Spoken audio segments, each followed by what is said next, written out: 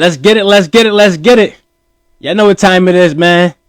Thank you for tuning in and welcome back to the 4th Quarter Podcast, the best sports podcast there is in the whole entire world.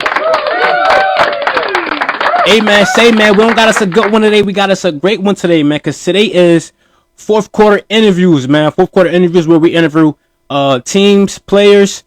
You never know who we're going to be interviewing. Musicians in the future. Just this is the time where we go ahead and interview our athletes and get them the platform to go ahead and tell us their story. And today we got my brother from another mother being interviewed, man. Matter of fact, I think he's ready. Let's bring him on right now.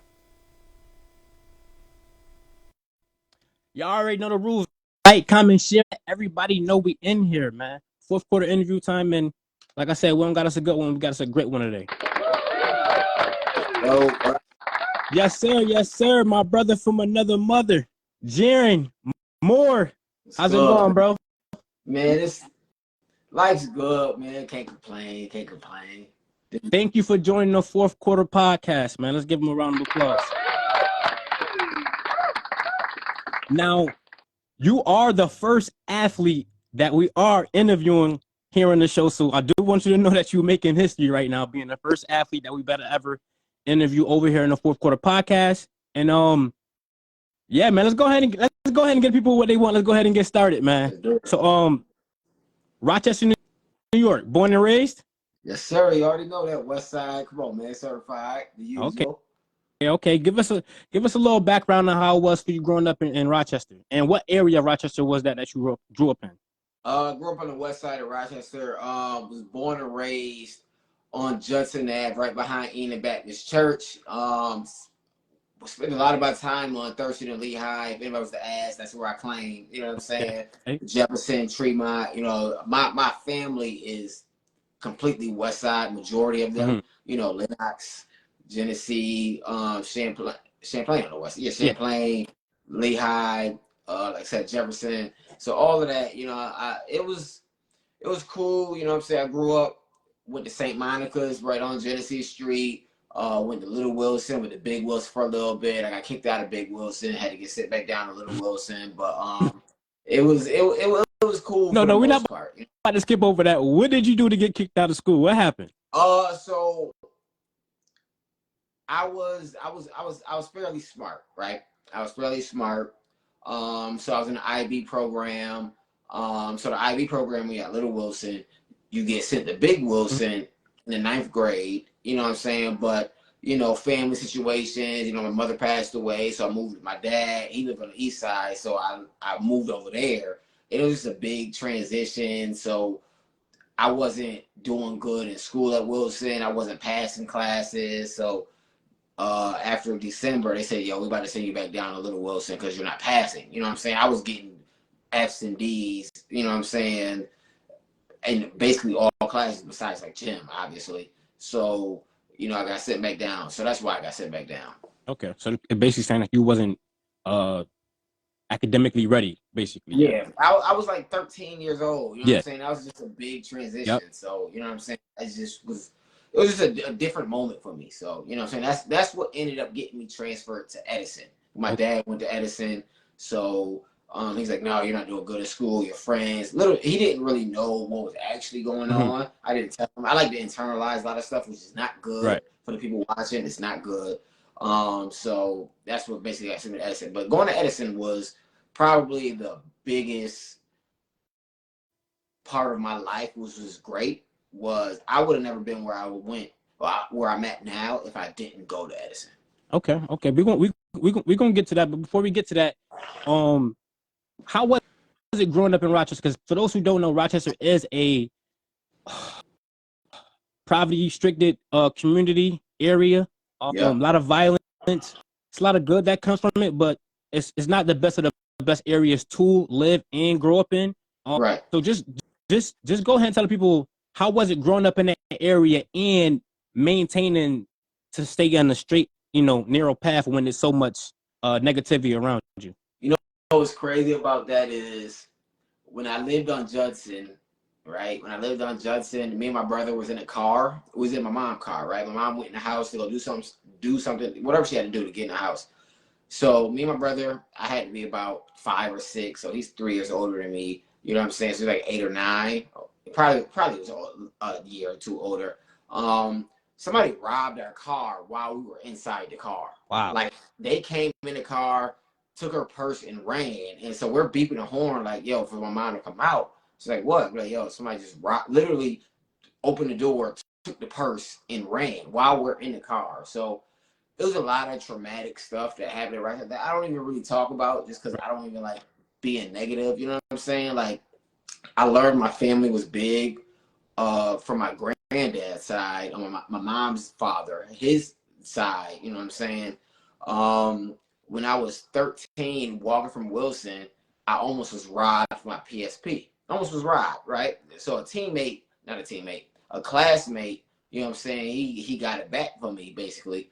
And this is why I can't listen to the song Party Like a Rock, singing the song Party Like a Is that Rock, because that they day? were, yeah, they were playing that song Ooh, while they were trying to rob me. So whenever I hear that song, that's the triggers. first thing I think of is, bro, I was almost robbed at 13 years old. You know what I'm saying? So growing up, it was like you had to really be on your P's and Q's, right? I was never in the mix. I never, you know what I'm saying? I was an athlete. Like all that gang stuff and all that, I never understood it. So I never was in it, but I'm friends with these people, right? So I'm talking to them every day. You know what I'm saying? We walking around outside. You know what I'm saying? The song where Young Dolph said, 9 years old, seeing a person get shot. Yeah. I was literally coming from St. Monica's. My uncle picked me up. We was headed to Jefferson, and I seen somebody get shot on Jefferson, and I believe it was Seward. I literally watched him get shot. You know what I'm saying? And we pulled over. He's like, he on the phone, like, yo, they got me. Da, da, da. So this is the type of environment that I'm growing up in and that I have to navigate through. And you know, when you're of that age, you can go towards that side because you see everybody enjoying that, the Mm-hmm. girls, all of that, like they love that stuff. You know what I'm Love. saying? But I I knew inside like this don't make no sense. Like I've been knew like this why would I be getting in altercations every single day? Because it's like we play football, so it's like being on kickoff. When you're on kickoff, you're running down the field, you have to watch who's about to block you. Mm-hmm. The person in front of you might not be the one blocking you. It might be somebody from the other side of the field peeling around to block you. And so on kickoff, you got to have your head on the On swivel the every swivel. day. Why would I live my life with my head on the swivel every day? That makes no sense to me. So basically, you know, that's just how life was basically in Rochester, in the inner city. Indeed. Not. I'll be trying to explain that to a lot of people out here in California. Not saying that it's not problems out here in California, but this particular part I'm in isn't. So I'll be trying to just give people a background of where I come from so they can understand me a little bit more and understand my decisions and understand why I am how I am. But go ahead and let the people know what got you into football, man.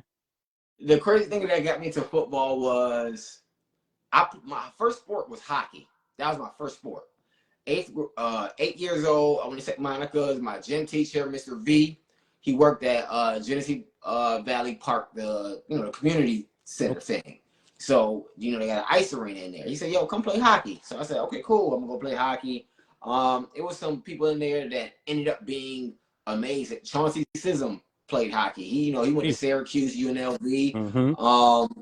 Winsome, who went to Aquinas, who ended up playing collegiate soccer. Her brother Woody ended up playing professional hockey. So it was some real people in there. So I was in there. I played defense. I ain't start because what I'm saying, I don't know how to skate. I don't know how to stop. I don't know how to do that. But it was a no checking league because we little kids, so you can't hit people. But me, I don't care. You know what I'm saying? I see somebody with a puck and I see hockey on TV and I'm playing a hockey game. I wouldn't go hit the kid, and they ain't say nothing. So that kind of transitioned me to football because the next year I stopped doing the hockey stuff. I went out to Henrietta to play in a town league. So I'm out there in Henrietta with, like I said, Chauncey Sism. He lived out in Henrietta, Bay Barley. I'm playing with people who played on that Henrietta team with Ashton who went to Yeah, state. I play. Jeremy Lawrence. You know what I'm saying? I'm out there playing. But I was dogging them. Okay. Devin Wolford, you know what I'm saying? I was dogging them. Like my team went undefeated 3 years. 1 year we went 1-5 because my whole team moved up to the senior level and everybody else stayed the same. So we're just like still little, you know what I'm saying, playing big kids. But we went 6-0 the next year after that, won the championship. You know what I'm saying? Who's the brothers? Christian Harris, Chance Harris, all I used to dog them. When I say dog, I used to, and they gonna probably hate when they see this. Nah, talk your stuff, man. I used to get him so much work as a running back. So like we ran cross right, cross left, cross right, counter left, slant left, basic plays. And they just basically handed me the ball. And I'm just like, this is so easy to be. So that's the hockey part got me into football. And I went out to Henrietta to play in the town league because Pop Warner, you know, I went to church. So my peoples didn't want to always leave church to, you know, say play on Sundays. Sometimes in Henrietta they played on Sundays or it'd be a Saturday. So it was cool. But every Sunday they're like, nah, we ain't trying to do that. And then, you know, Pop Warner, I would have to play for Southwest. If you're not the coach's son or, you know what I'm saying? You know how Pop Warner is. If you're not the coach's son or the mom not messing with the coach, you about to go sit on the line. I'm not. It depends. It depends. If you was You nice enough, know what I'm saying? Like, you can get right. But I know what you're talking about. yeah, if you not really, especially at Southwest. Southwest got a lot of hitters at Southwest. But you could have just came to Baden, man. That's all you had with all you had to do. I lived across the street from the Southwest Community Center, so I'm not. Come on, man. I'm Southwest, down Southwest. Say, nah, you know how that goes. Bulldogs. But proceed. But that's what got me into football, basically. Now, playing hockey. Now you say hockey is what got you, because you was being physical in hockey, correct? Yeah. Now, for the people who don't know, can you please give them your stature? Right now, shoot, I'm 5'7", 160 pounds. When I left high school to go to college, I was 5'6", 130 pounds. And I played as a freshman, just to let everybody know that. I'm nice. You know what I'm saying? It was more of a mentality thing for you, because obviously you're not the biggest I'm not the biggest person in the world. No, it's a mentality, bro. When I see ball, get ball. My dad taught me that. You know what I'm saying? My dad said, yo, see ball, get ball.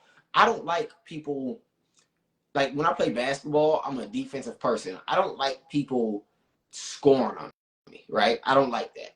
I have a big ego with people scoring on me and all this. So when I'm playing football, it's like I can't just allow people to do things. You know what I'm saying? I'm about to do whatever I can to go stop this person. And if I miss, I miss. You know what I'm saying? I'm going to have to take that up with myself. Or if I get ran over, I'm going to take that up with myself. But at the end of the day, I'm going to put myself on the front line regardless. Okay. Now, I did hear you speaking earlier of your mother passing away. And I know one person you always spoke of pretty much since the day I've met you was your grandmother. Yep. So go ahead and just give the people a little background of the relationship that you have with both of those ladies. So I'm gonna start with my mom first. Like my mom is the person who I like. Even like, so my mom it's like a rare disease. It's kind of like I don't. It's a long name. Like it's a super long name. I can't remember what it's called, but it basically paralyzed her. Right. Okay. So. And this happened when I was like 8 years old, basically getting into hockey, right? So she started getting sick. I watched her when she was sick, still handling business. You know what I'm saying? Still making sure, calling my cousins on Lehigh, yo, come get him, make sure he good. He can stay with y'all for 2 weeks.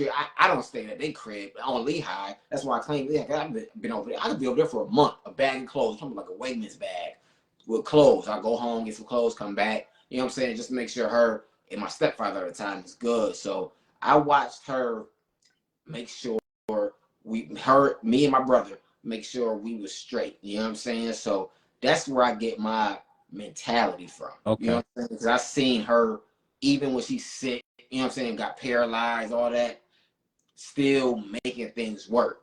And then my grandma, that's who so when I moved with my dad, I lived with my dad and my grandma on that side. But my grandma on my mom's side, always still been in my life. When I graduated high school, was going to college, that's the home I'll come to. I go to my other grandma's house sometimes, you know what I'm saying, when I just want to move in. And, you know, it's a relationship thing. I got see both of them. But my grandma on my mom's side, basically as if like I'm her son. Okay. You know what I'm saying? Like that's just how it is. Like she called me like I'm in Atlanta. When I say, hey, I'm here, what you want for dinner? I'm gonna make you whatever you want. You know what I'm saying? I call her, talk to her, and she get mad at me sometimes because I'm not a big caller. You know what I'm saying? They hate that. Like I text you. I don't like being on the phone for real. Like so, she's like, you need to call me. You need to. She understands now. She's getting older. She'll just text me now. But you know what I'm saying? Our relationship is like this. Like it's like, man, listen, I do anything for her. You know what I'm saying? Like anything. So, you know, I go home, but I do hate going home because sometimes she'd be like, hey, can you clean my gutters? And I'm like, all right, you know what I'm saying? I clean your gutters. I'll break it. Yeah, she live out in Gates, so I big lawn, the gutters and all that. So relationship real cool. It's amazing. No, that's awesome to hear, man. Had the same relationship with my grandma. RP to my grandma. She just passed away this year, so RP, yep. definitely definitely tough to have a loss like that. So definitely take care and appreciate the relationship you got with her for sure. Yep. Now for high school, you end up going into a historic high school for track, right? And we're gonna get to that side. But as far as football, not so historic at all. Well, it is historic. Historic. You know, not bad. Yeah, bad. But you went to Edison Tech. Now prior to you going to Edison Tech, you did play football. What, JV for Wilson? No, I never played. I went through a depression.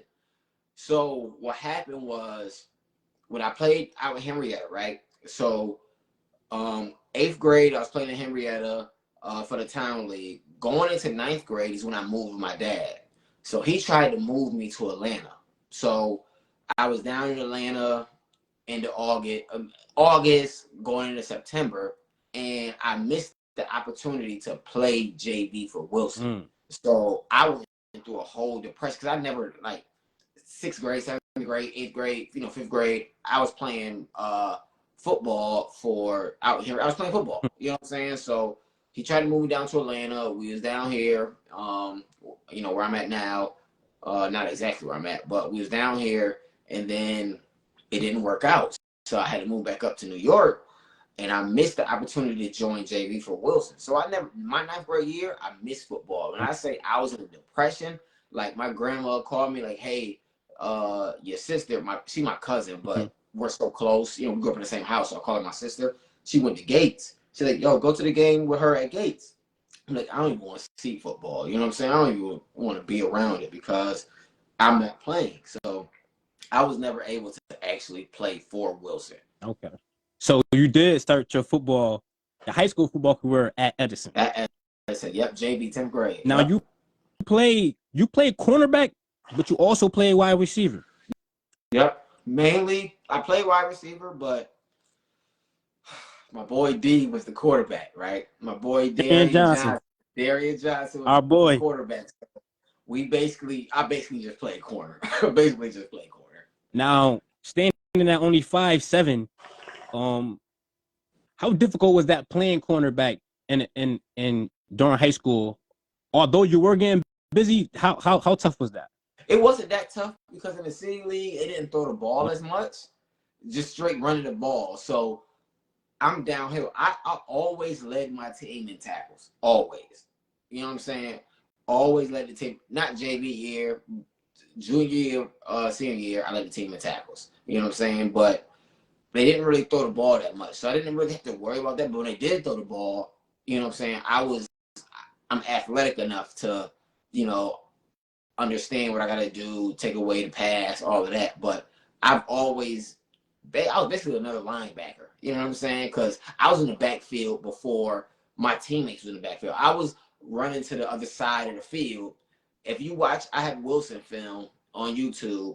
It says Izzy's Izzy Elamine, one of the fastest people that was in the state of New York. He got a toss, was running to the opposite side. You'll see me track him down before the corner over there, the safety over there, the linebacker. I made the tackle. So I've always just been headstrong, and I'm about to play this game for real. You know what I'm saying? It's just how I grew up. You know what I'm saying? My stepfather at the time, my father, my mom, you know what I'm saying? So just an example of that, I was reading a book one time at home. My stepfather said, yo, if you read this many pages, you cool. If you read this many pages, you legit. If you finish the book, you the one. Like Neo from the Matrix, you the one. I finished the book that night because I take on challenges. Like, I'm about to finish it. You ain't about to try me. Like, I'm about to finish this. But so that's how I am in the field. Like, I don't care who it is. Like, all call outs on me is mandatory. All call outs. You know what I'm saying? I don't care who you is. I'm gonna be out there. Even at this age now, I will go out there on the field, put the cleats on, and handle whatever I gotta handle. So, yeah. But cornerback at my size in high school, it was easy for me. They didn't throw the ball, so all I had to do was go make a tackle. Now, I want to say that year you guys won 0 games. Junior How was that feeling going through a whole season not winning any games? Like that's gotta be. It was rough. It was rough because I know the work I put in, right? Okay. So you're around guys, we the city league, so we're around gang members and all it is who be tough in school, get into fights in school, but when they on the field, they a different person. They a completely different. Like, bro, what you scared? You scared? You know what I'm saying? Like, you don't want to tackle. You don't want to. So it was tough like that because, like I said, when you know the work you put in and the 10 other players on the field at the time is not trying to do what you do, right? If you're getting blown out, right? I don't stop playing. I don't care what the score is. Because how I look at things, because I want to go to college and play. So I'm like, we could have this footage. You ain't got to tell the coaches what the score is. You could just have your footage. I don't care what it is. You know what I'm saying? You could block the score out. Right. They can just see you making plays. But you got teammates who like, man, the game over with. Game over with. Not for me. Game ain't over it until it's zeros and that horn sound. You know what I'm saying? So it was rough in that aspect. But other than that, you know what I'm saying? I had to do what I had to do. Now, I want to say, what week was this that I scored my very first high school touchdown against y'all? I don't know what week that was. We played y'all twice, right? But listen, that's we're gonna get to that, right? So I want to say around like week 5, we played you guys and it was straight BTA. I want to say the score was like 49-13, something like that. Yeah, because Ed scored on the kick return. Yeah, straight BTA. I actually got my first high school interception and my first high school touchdown against not only my boys, but my brother also was on that team. So that was a beautiful day. But let's fast forward to, I want to say, the last game of the season. Now, before I get into details about this, go ahead and let everybody know how your particular way of tackling goes. Oh, I'm taking straight knees out. Knees, ankles. I'm not tackling up top. I just want to get that established before we go ahead and get to talking about what I'm about to talk about. So, it's the end of the game. Obviously, BTA again. Not that bad, but still BTA. This time, I think like 28-7. It was like, no, and 28-0, 22-0. That's not bad for us. Yeah, that's what I said. That wasn't that bad this time. I was a sophomore. I was the only sophomore in that team, actually. So they gave me my reps, getting me ready for the next year, and I get me a handoff going to the right, thinking I'm about to score, and then out comes who? Out of nowhere. Yeah. First of all, you chopped me, right? Which wasn't the issue. I landed on my left arm, ladies and gentlemen. I broke my elbow. Yep. Until this day. My elbow. Now he likes to take credit for breaking my elbow when it really was my fault for not knowing how to land. I guess you can say, because I got the ball in this hand, I got to land better. But he chopped me, and the result of that, I broke my elbow. Yep. Now, this one gets even crazier. So I knew something happened after that play. I just didn't know what happened. So I played about 4 more plays, right? Even some at receiver where I was open, and I'm like, please don't throw me the ball because I know something wrong. Yeah. So I tell my coach, we ain't gonna say no names. He think I'm bullshitting, and he tells me to go to the ambulance. That's always at the games. I go to the ambulance route. They look at my shit. They say, oh, nah, you're all right. You'll be okay. But I know something's wrong. The next morning, Pop's like, come on, let's go to the hospital. Go to the hospital. Fast forward, boom. They say you have a broken elbow. Wait, hold on. Shout out to Pops because Shout out to Pops, man. Shout out to Pops because one game when Keyshawn didn't get the ball enough, He ain't fight the coach. we was spazzing on our coach, and my Coach Williams, like, yo, what's good? Like, yo, they about to fight. And Coach Williams, a white dude, you know what I'm saying? Shout out to Pops, man. That's my dog. You know what I'm saying? And well, I'm glad you brought that up. So my career record against Edison is 3-1.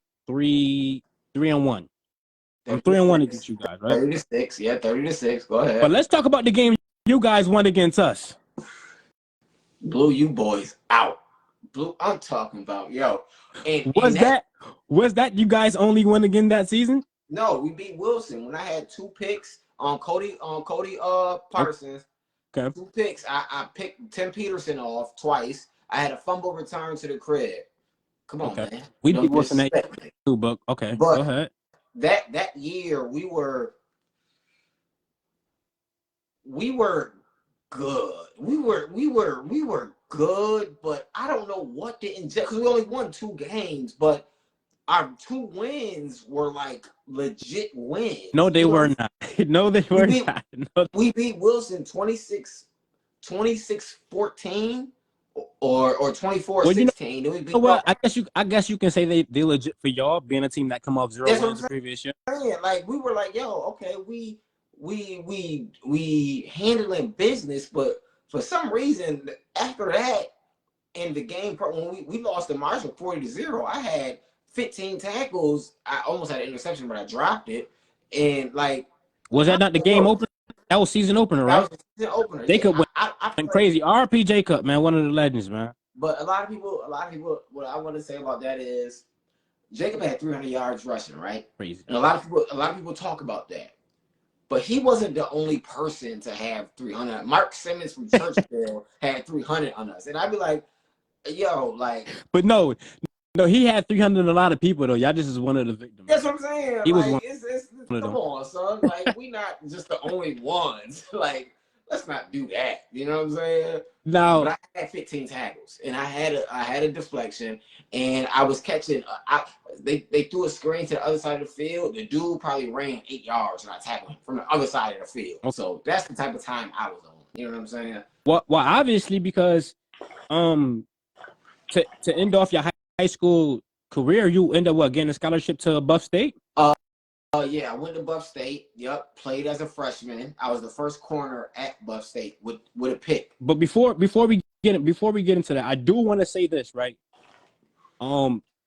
This is when I knew you were serious about football, and you were one of the very first persons that I had in my circle that I seen take something like this serious, right? And I can see it up close, right? You probably don't remember this day, but I do, like it was yesterday. We at the U of R. You out there, you didn't even graduate yet, but you out there with Buff State playbook, right? Yeah. You're going through the motions, and I'm like, bro, you ain't even graduate yet. You feel what I'm saying? Like, bro, you ain't graduate yet, but you already trying to get ahead of the curve. And from that day forward, I knew you can be somebody I can look at to see how it's supposed to be. And look in the direction that you going and try to follow that direction for real. Because I seen it with my own eyes right there. We was teenagers still. You know what I'm saying? Probably like 17. But it's like I seen, because we got to think about when we go to U of R, it's not always business, right? Sometimes it's fun. Sometimes it's business. A lot of times it's business, but a lot of times it's fun too, right? But you strictly, it can turn to that very quick. You were mainly isolated, like, nah, I gotta get into this playbook and learn these routes and learn this system. And I'm just like, damn, he ain't even graduate yet, and he already getting ready for college football. And my mind went nowhere near thinking like that. Like, but during that day is what sparked my professionalism, you can say, with taking football serious. But yeah, go ahead and talk about that experience at Buff State. Buff State was cool. It was really an eye opener. You know, I'm coming in there at 18 years old, and there's people there at 26 years old, 23. And I'm like, yo, these is, to me at the time, like, yo, they're grown men. You know what I'm saying? And, you know, when I got there in training camp, you know, I'm playing corner, and, you know, shout out to CTC, Greg Hopkins, Raji, Sai. you know what I'm saying, all Cub, all of them, you know what I'm saying. I got there, and they're like, my coach, Coach Lewis, my DB coach, we're going through DB drills. And he's like, yo, I can tell you've been coached up. Like, he's told me that. He said, y'all can tell you've been coached up. I'm like, yeah, like, I don't play around with this, right? So going into game one, they traveled me. I'm like, oh, okay, I'm getting traveled. A lot of my homies who's freshmen, they're not getting traveled. You know what I'm saying? They going out to parties. I'm like, nah, bro, we headed to Cortland. I gotta go. I'm about to get on the bus. You know what I'm saying? So, and we out in Cortland, and we at the hotel. We outside talking to Coach Lewis. He like, yeah, you know what I'm saying? These are the people that are gonna start upperclassmen. He said, but yo, if it's a receiver going off, we're gonna put Moore in the game. It was another Moore. It was Jeff Moore. You know what I'm saying? But he's talking about me. He said, yo, if it's a receiver going off, we're gonna put Moore in the game. You know what I'm saying? Because he knows I can cover. I can really cover. Like, I can really lock. Like, at the time, and I told you I'm a defensive person. Mm-hmm. I take that serious. You know what I'm saying? So he said, yo, put you in the game. Crazy thing is, though, I actually get in the game against Cortland. Cortland got a big stadium. They got a big stadium, right? Cortland, that game coming down to the wire or whatever. I'm in the game. You know, I'm not scared to tackle. Running back, get the ball.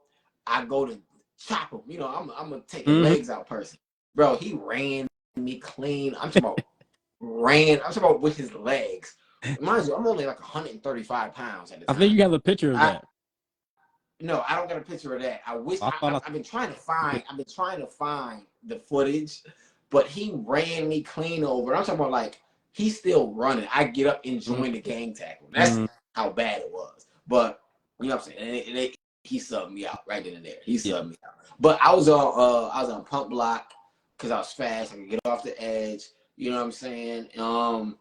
We went and played Fisher. I was in the game. Obviously, I played.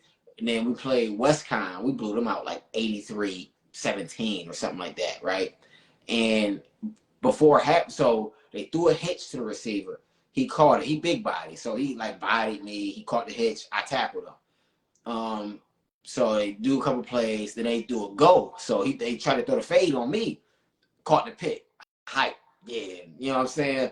Coming up to halftime, we ain't warm up because we blowing them out. So we ain't warm up. We ain't do nothing. They do a hitch and go on me. Of course, I bite on the hitch. I jumped it like, ooh, and then the receiver turned. I said, oh boy, and he caught the touchdown on me. So in film, he like, Moore, you know what I'm saying? I thought you was fast. I said, yo, we didn't even warm up after halftime. Like, it's cold out here. What do you want me to do? And the crazy thing is, after that, we started warming up after halftime. Yep. Like, people started actually warming up. I'm like, yeah, because we just came out and went straight to the sideline and tried to play a game. I'm like, yo, they still hungry. Like, you know what I'm saying? They still trying to score. And at that time, Westcon was like, they didn't win a game, or they probably won like one game or 0 games, 1 game, 2 games. You know what I'm saying? So they coming out like, man, we just trying to win. We trying to score. We just trying to put something on the scoreboard. And we coming out here lollygagging. We are the champions, like that. So I'm like, okay. So just to go back to the Cortland game, this is how I followed my upper class, because I'm like, okay, maybe they know how I am with football. They is me and Jeff Moore in the other corner, upperclassmen. You know what I'm saying? We sharing a room, roommates. I wake up before him. You know what I'm saying? I see he's still asleep. So I'm like, oh, bet, we got time. So I go back to sleep. He wake up, like, yo, we late. I'm like, yo, dang, son, I was up before you. I could have really been down there. And they talking to me like, hey, yo, y'all was late to breakfast and all this. Because, you know, it's a time thing. Of course. Like, it's really disciplined, right? Yeah, so that's when I learned, like, oh, okay, maybe I take this a little bit more serious than they take this. Because, you know what I'm saying? Well, because I was going to change. That's why I transferred to UB, but I don't know if you're going to get into that next. So I'm going to just let you. Of course.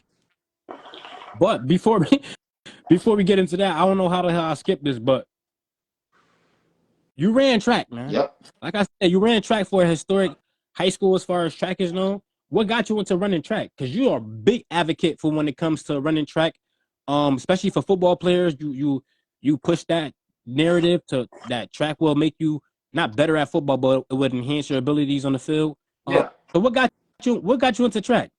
Um, like I said, the mentality thing, man. Being my stepfather, you know, he wanted to lose weight, so he'll take me to Genesee Valley Park, and we'll go run, and we'll run up the hills and stuff like that. I used to go outside of Judson by myself. If you know where Judson is at, where my house was, it's kind of like Slope. a slant, like a hill. You know what I'm saying? I used to go outside by myself and run up the sidewalk, just run. You know what I'm saying? Because I wanted to be faster than anybody. I remember I was playing hockey, and I went to go play football the next year, and they're like, "Yo, you got slower," and I took that offensive, like. Yo, hold on, bro. Like, don't disrespect me like that. Like, yo, I'm the fastest person out here. Don't disrespect because I was. You know what I'm saying? So I went to Wilson. My grades finally got better, so I was able to run track. And I wasn't good at Wilson, right? And we ran against Edison. I'm like, yo, they legit. You know what I'm saying? Like, what's going on over there? So that's why I say it was a blessing in disguise for my dad to send me to Edison. I joined the track team, and being around Brett, Santana, Q, Joe Hilliwa, you know what I'm saying? All these guys. And I'm like, oh, okay. Like, even though I'm doing this for football, I got to take this for real because this is a legit program. Like, they go to nationals, they go to pin relays, you know what I'm saying? They go to states. I'm trying to be on that time, you know what I'm saying? So that's what kept me motivated in track at Edison. And Walton Chef, they used to bring like the older guys, you know what I'm saying? Joe Green, Terrell Gissendaner, you know what I'm saying? All them guys, and they telling us stories about them. And so when they come in and talk to us, I'm like, yo, we look at them like celebrities. Like, you know what I'm saying? Now I'm older and I'm cool with them. I'm like, oh, we regular people now. You know what I'm saying? But as at a that time, teenager, yeah, at that time, I'm just like, yo, these are the guys whose jerseys on the wall, who we got nothing. We got 14 sectional titles. So we see all their names in the trophy case. Like, that's him. That's the one that got the record. That's, you know what I'm saying? So that kind of put me in the mix of, I need to take this seriously. Okay. Now, so what all did you run? I know you ran short distance, but you also ran long distance. Long distance. I ran middle distance. So it's a misconception of long distance. It's really middle distance. A long sprint. If it's over four, that's long distance for me. That's the thing, because excluding. Well, yeah, over four, that's long distance to me. Yeah, so that's the misconception. So you go run an 800, they're not gonna call the 800 long distance run. Is that what you ran? Because you ran it's a long sprint, because 800 is really it's fast. 800 is 2 laps around the track. It's fast than just like a mile. You know, a mile you see people jogging. You know what I'm saying? For real. 800, if you go out there and jog, you might as well pack it up, right? Because you're basically it's really your sprint endurance. Okay. It's how long you can sustain this speed for 2 laps, right? Because after one lap will go like this. It'll go like this, and then you're like, oh, I'm in the final lap, and you see people picking it up. So I ran the 800 down, basically 800, 400 hurdles. I ran a 4x1, 4x2, obviously the 4x4, 4x8. So I ran all events basically from 800 down. I was able to be athletic enough to be of service in those events. What would you say was your best experience running track for Edison? Best experience is going to pin relays, being in Philly, running in a 60,000 people stadium. That was like my best. Like, you're running against some of the top. Like, we ran against St. Giles of Jamaica. If people don't understand track, St. Giles of Jamaica is one of the biggest track high schools in Jamaica. You know what I'm saying? So being able to run against them, just run against everybody from different states in a stadium that holds 60,000 people in one of the historic stadiums. You know, where Penn Relays is at the University of Pennsylvania. That stadium used to be the Philadelphia Eagles Stadium back in the day. So it's a big stadium. You know what I'm saying? So that was a major experience. Going to states, that's like, you know what I'm saying, is like amazing, obviously, because you're just meeting people, going to nationals in New York City and Harlem at the Armory. You know, I have a homegirl who I'm still cool with on Facebook till this day, just because I met her at, you know what I'm saying, nationals. You know what I'm saying? So just being able to travel is what did it. And then obviously being a top tier team in the city of Rochester, along with the county, it's like you're kind of a celebrity, quote unquote, to the other kids. Like it'll be people coming up to you from different high schools in the city or county schools, and they know you, and you don't even know who they is. And they like, hey, what's up? How you doing? And I'm like, what's good, man? I don't even know who they are. You know what I'm saying? It was a girl who came up to me. No, I was gonna say, speaking of other schools, I ain't mean to cut you off, but let's talk about y'all rival when it comes to racing in the city. East High School. East High School wasn't really a rival. That wasn't y'all rival when it came to track? We didn't really have a track rival. I'm not listen. I'm not gonna lie. I'm pretty sure there's a lot of East track runners who would beg to differ.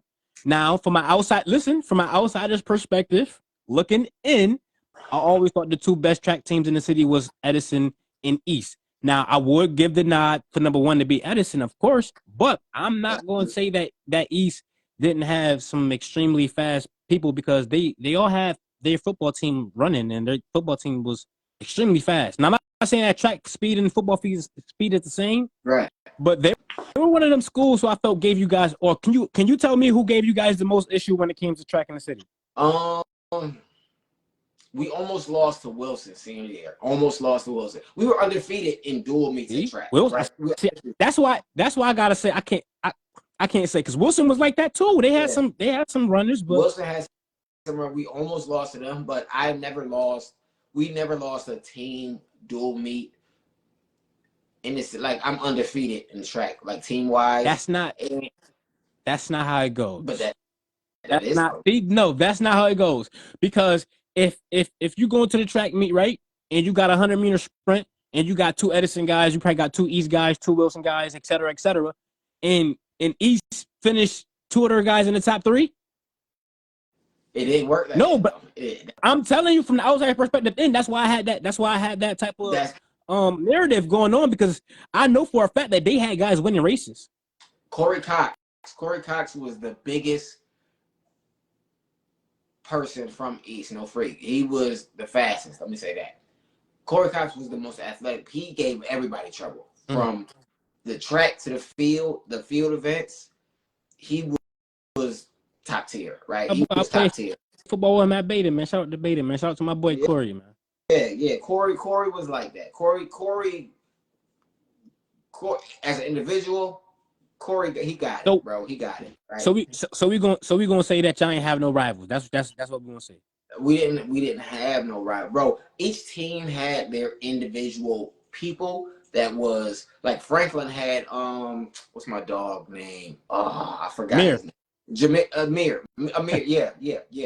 I ran too. Come on, I ran. Yeah. He was their main person, right? But that was for hurdles, though. So that was their main person. Corey Cox was East. He was their everything. Oh, you know what I'm saying? Okay. He was a utility man. Yeah. But you said that Edison collectively best program. Yes. Collectively, okay. We were undefeated every city dual meet. We won the city league every year, bro. I'm the 800-meter champ in the city league, bro. Like, you know what I'm saying? McQuaid had they one guy who was good in distance, 800-meter. Wilson had Izzy. Wilson had a lot of people, right?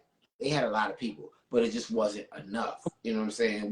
We were collectively a great team, so we never lost a city track meet. Like, I'm undefeated in the city as a team. I lost one 800-meter to Cam Rogers junior year, and when I lost, I said I will never lose to Cam ever again, and never lost him again. You know what I'm saying? Okay. Yeah, bro. We didn't really have like people to be like, oh, they're coming to our track. Okay. We gotta. It didn't work. You guys are pretty confident no matter who was out there. The city. This is the funny part. The City League championship, the whole team, we had a 15-on-15 basketball game before the bus came. Like, we were just hooping. Like, I'm talking about like full sweat, running up and down the court. We got to the track meet like, yo, that was a bad idea. I'm kind of tired. You know what I'm saying? Like, At that's Franklin, right? At Franklin, yeah. At Franklin. Yeah, no. So I do want to say this, right? I love me some female athletes, man. I really do. Like I adore them. But they say that female track runners, it's something about them. Now I've ran track, but I ain't run track long enough to see what that's about. Now you ran track sometime. Now come on, tell me what that. Yeah. Listen. Women track athletes, okay. they top tier, bro. Okay. They, and that's not even just look, because they physique, Mm-hmm. you know, short, tall, whatever you like. You know what I'm saying? They just in shape. Always. They understand the grind. You know what I'm saying? Those the ones. You know what I'm saying? Those are the ones. Like, legit. I ain't gonna lie to you. They ones, bro. Like, yeah, but if I could, I'm pretty sure you got to be. I'm pretty sure you got to be in they world to even to talk to them, right? Like I'm pretty sure they're not gonna talk to a guy who doesn't work out, a guy who's you might body. as well be in the world. You gotta Yeah, be in the world. Yeah. you know, because they're gonna take that. That's the athlete life. It's just like, as an athlete, like, I mean, when you get to a professional stage, you can meet women that's not in that life, but they gotta have some type of something about them to keep you like, okay, this keep me around. But when you're like in high school, in college, going through that life, those are the ones you're gonna be around, because you're around them all the time. You're at track meets all the time. Even if you're a basketball player, you know what I'm saying? If you're an athlete, being around an athlete is just who you're going to be accustomed to, because especially at a young age, they understand the path that you're on because they're on the same path. So that's how that goes. You know what I'm saying? It's rare that they'll just find somebody that's not doing what they're doing. So if you could have it your way, your spouse, your significant other will be an athlete, a female athlete. Back in them days, yes. Now, I would like someone that's hungry for something. You know what I'm saying? Like, they have a business they're trying to create, or they work out, or, you know, anything, right? Can you date a girl who does not work out?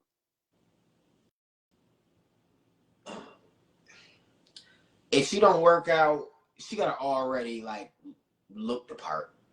You know what I'm saying? She gotta already look the part. How long are you accepting that? I feel like if I like her, right? Because this is how I am with women. I gotta like you for who you are, right? Like, because I put things like this. If something happens to you, or something like for example, for my mom, for example, right? My mom got paralyzed, all that. My stepdad was still in the picture, right? So I realized, yo, they just like each other. You know what I'm saying? So after a certain age, it's like all that physique stuff, you know what I'm saying? All that kind of go out the window, because if something happened, if I lose an arm, God forbid, if she lose a leg, God forbid, something happens, can I still laugh with you, talk with you, da da da da? You know what I'm saying? So back in them days, yeah, you know what I'm saying? When I was at Buffalo, you know what I'm saying? I was messing with a girl from Buffalo who ran track at Miami, Ohio. She ran track. I'm like, okay, cool. You know what I'm saying? We understand each other. Nowadays, it's like, yeah, I would like for you to go in the gym with me. You know what I'm saying? I would like that, but I'm more so, can we talk every day? Can we laugh every day? Like, if something was, like I said, if something was to go wrong, would I still mentally be there with you to be like, this is my person, regardless of what you got going on? So that's how I am right now. No, that makes a lot of sense. I never heard anybody break it down like that before. That make a lot of sense. I'm gonna have to reevaluate the way I think about that. But speaking of UB, after Buff State, you transferred to the University of Buffalo. Yep. Let's talk about that transfer now. It's a university, correct? Yep. Big school. You going from a small school to a big school. How was that transformation for you? Transformation was cool because I used to go visit. Darian was already there, right? My quarterback in high school. So he was already there. I used to go visit him. You know what I'm saying? So it was already known to me. You know what I'm saying? Buff State, not close to UB, but I used to, take the train, the bus to go there. So I already seen it, right? So, but when I transferred in, I got in through the track. That's how I got in, because the coach knew me from track. The compliance lady, she didn't like me at all. She told me, she said, you'd have never got in if it wasn't for sports. Literally told me that straight up. Like, you'd have never got in if it wasn't for sports. You know what I'm saying? But the transfer was cool. I realized, but UB's a mid-major school, so I could only imagine what a big school is. I can only imagine. When I got there, I'm like, yo, this is fire. You know what I'm saying? Like, the dorms and the campus is like, you gotta take a bus from the dorm. It's elite, bro. I was talking about like food open till 2 a.m. You know what I'm saying? When I got there for track, I signed my compliance papers and they said, all right, go to the stadium, get your stuff. I went to the stadium. They said, okay, that's you. All right, sign the thing. They gave me a duffel bag full of gear. I got the gear to this day. To this day, I got the gear. Like, I'm like, and they just kept giving you gear. I'm like, free stuff? Like, I don't gotta, at Buff State, when I went in, they said, hey, they gave me a paper. Use that card. You gotta use that card at Buff State. Bro, they said, yeah, you gotta pay for this. You gotta pay for this. You gotta pay for either you pay for the team travel suit or you wear your own tie and shirt like that. You know what I'm saying? At UB, bro, they give you whatever. They give you the shoes to get on the plane. Like, they give you, at Buff State, I used to say, yo, they got plane shoes over there. They're like, yo, you gonna go there and get some plane shoes? When I went over there, it's literally Nikes for you to travel in to get on the plane, bro. It's crazy. I loved it so much. I loved it. How was the grind? Because there's a lot of players that go to the league from that school. Not a lot, but players go to the league from that school. One being the major, one being Khalil Mack. Yep. How was the grind? The grind was crazy because I went there for track at first, and that's when I realized, because I was like, yo, I play football too. Let me walk off of football and run track, and it was gonna let me do that. So that's when I started realizing I don't like track as a job. In college, at a school like that, you know what I'm saying? Track becomes a job. Yep. You know what I'm saying? Well, in college in general, your sport is a job. Basically. So we would have summer workouts they would give us, fall workouts they would give us. I would go to the field and do football workouts. I wouldn't do the fall 30-minute run and all. I might go to these football workouts. Then I realized, bro, I'm not cut for this track stuff as a job. You know what I'm saying? So I stopped and tried to switch over to football. So, and I seen they grind. You know what I'm saying? I'm in there with Khalil Mack. You know what I'm saying? Brandon Oliver, the running back. Joe Licata, the quarterback. He wasn't starting at the time. It was another one. But Joe ended up taking his spot. But I'm in all three of them guys was in the league. Mason Streck, he's in the league. You know what I'm saying? Soko, he went to the league. He's in the spring league now. So I'm in there watching these guys, and I'm starting to see, oh, this athleticism is different. You know what I'm saying? My boy Kobe, he was a DN. You know what I'm saying? 6'2", probably 250, 260.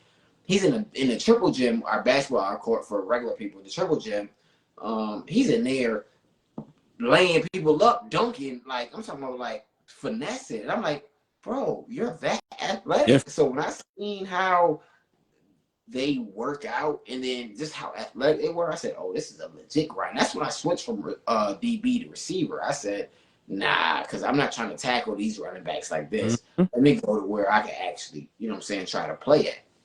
How difficult was that transition to go strictly from playing the other side? It was difficult, bro. It was because I didn't really train as a receiver. So I used to watch Oscar Cinco workouts on YouTube. Me and my boy Jaron, shout out my boy Jaron. he used to wake up with me at 5, 6 a.m. and we'll go to the field and do workouts. We used to listen to Eric Thomas a lot. Eric Thomas, when he had the sermon of, you know what I'm saying, to work hard as bad as you want to breathe. You know what I'm saying? Ooh, when that dropped, Yo, we used oh to listen to man. that.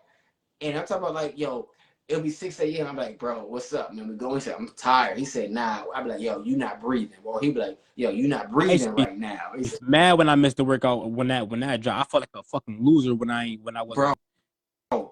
I'm talking about we had so much time in the day to work out. So much time. After classes, we could have did whatever we wanted to work out.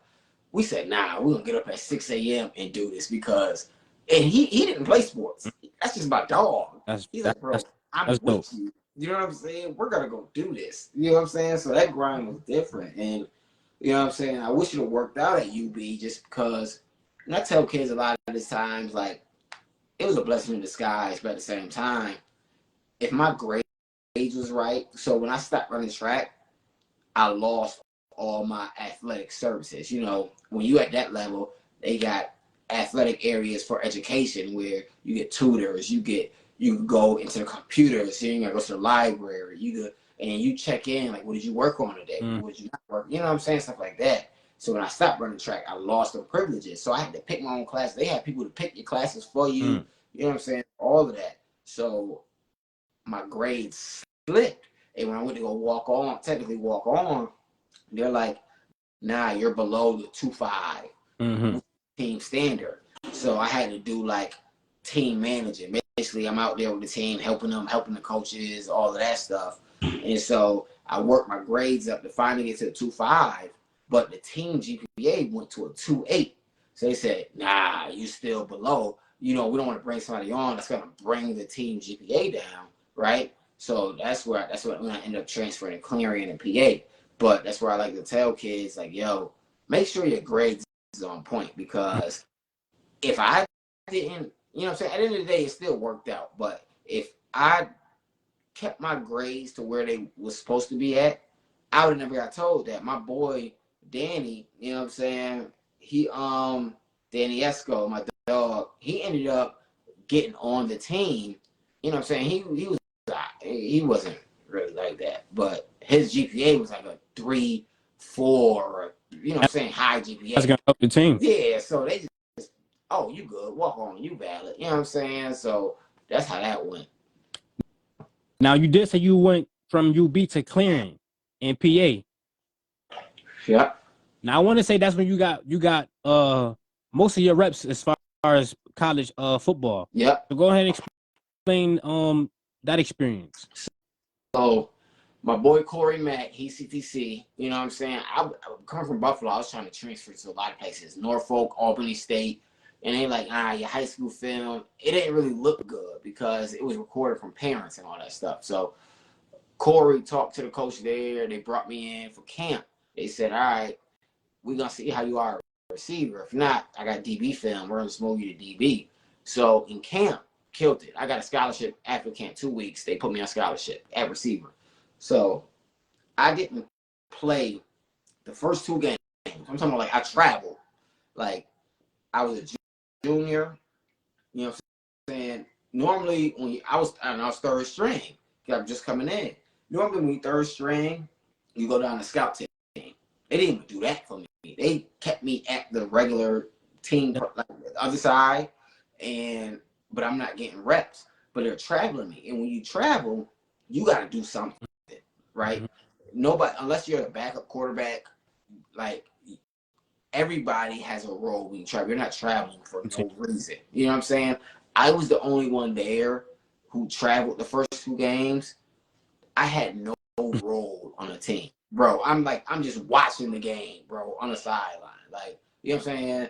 So 3rd game, they put a jet sweep in for me. I got a jet sweep, and then we had the fake jet sweep. I'm out the game for the rest of the game, bro. Like, you know what I'm saying? Like, it is, like, that was it. 4th game, we playing, I think it was homecoming. We playing Gannon. I got in at Z receiver on the outside, on the field side, on the outside. Somebody got hurt. I played, a couple snaps. But I didn't get my time until the second string slot quit because he said he's not getting no tick, so he quit. The first string was complaining about the plays to the AD, and so they suspended him. So I'm like, oh, bet I'm not gonna play.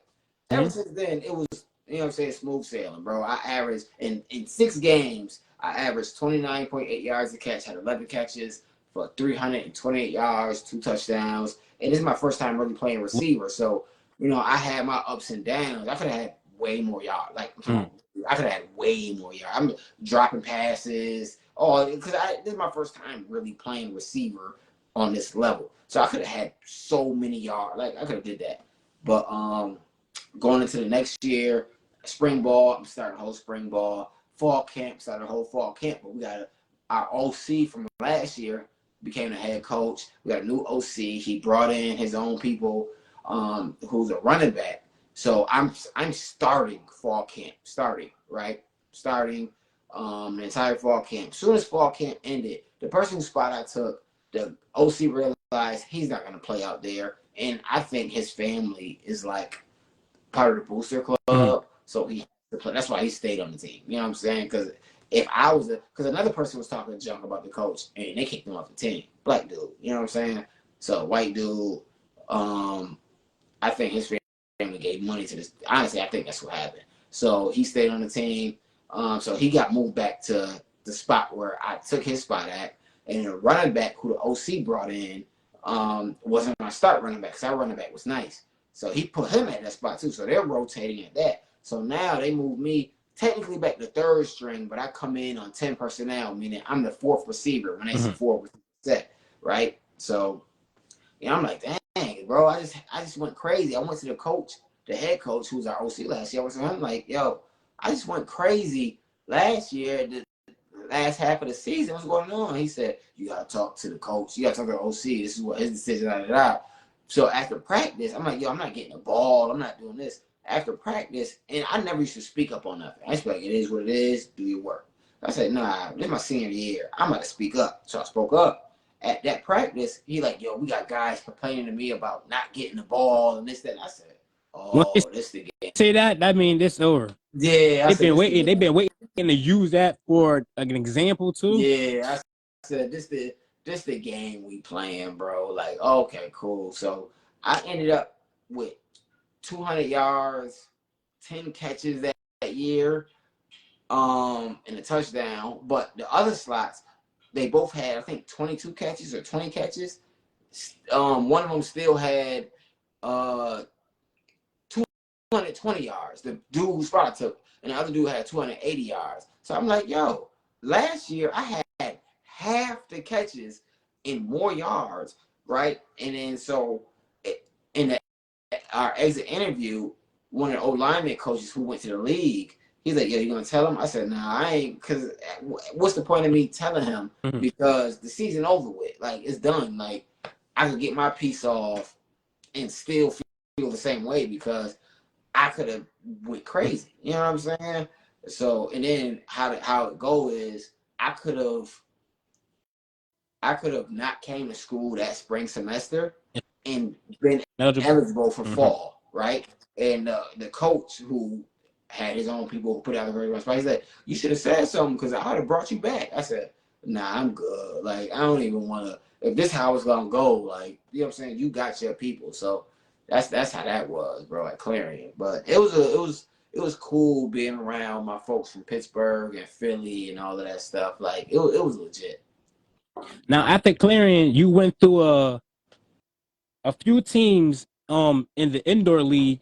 Talk about that experience and where was your first stop indoor? Well, actually, I went to mini camp with Toronto Argonauts in the CFL. That was my actual first stop. I got cut from there. They said, yo, you're green, like you're athletic, but you don't really know. I didn't have no trainers or nothing like that. You know what I'm saying? Like, all I knew was I was training to get faster for the 40 because that meant something. I went to the NFL Regional Combine. They made an article about me, but you know what I'm saying? I went to minicamp, got cut from the CFL from that. And then I went to the Rochester had a team. I went to that workout. I made the team, but I ended up the Columbus Lions down in Georgia had a workout. I went down there and I tried to the owner of the team of the Rochester Kings at the time. I messaged him like, "Yo, I got this workout. I'm gonna go down there." I never got a message back, and so they said, "Yeah, they called your name with the contracts, but you wasn't there." Da da da da. And I was like, "Oh, well, it was a wrap for that." So I went to this team in Canada and I ended up playing for them. Started. I wasn't supposed to start the first game. I was in a club when they called me. I was at Pearl when Pearl was open. Club Pearl on East Ave.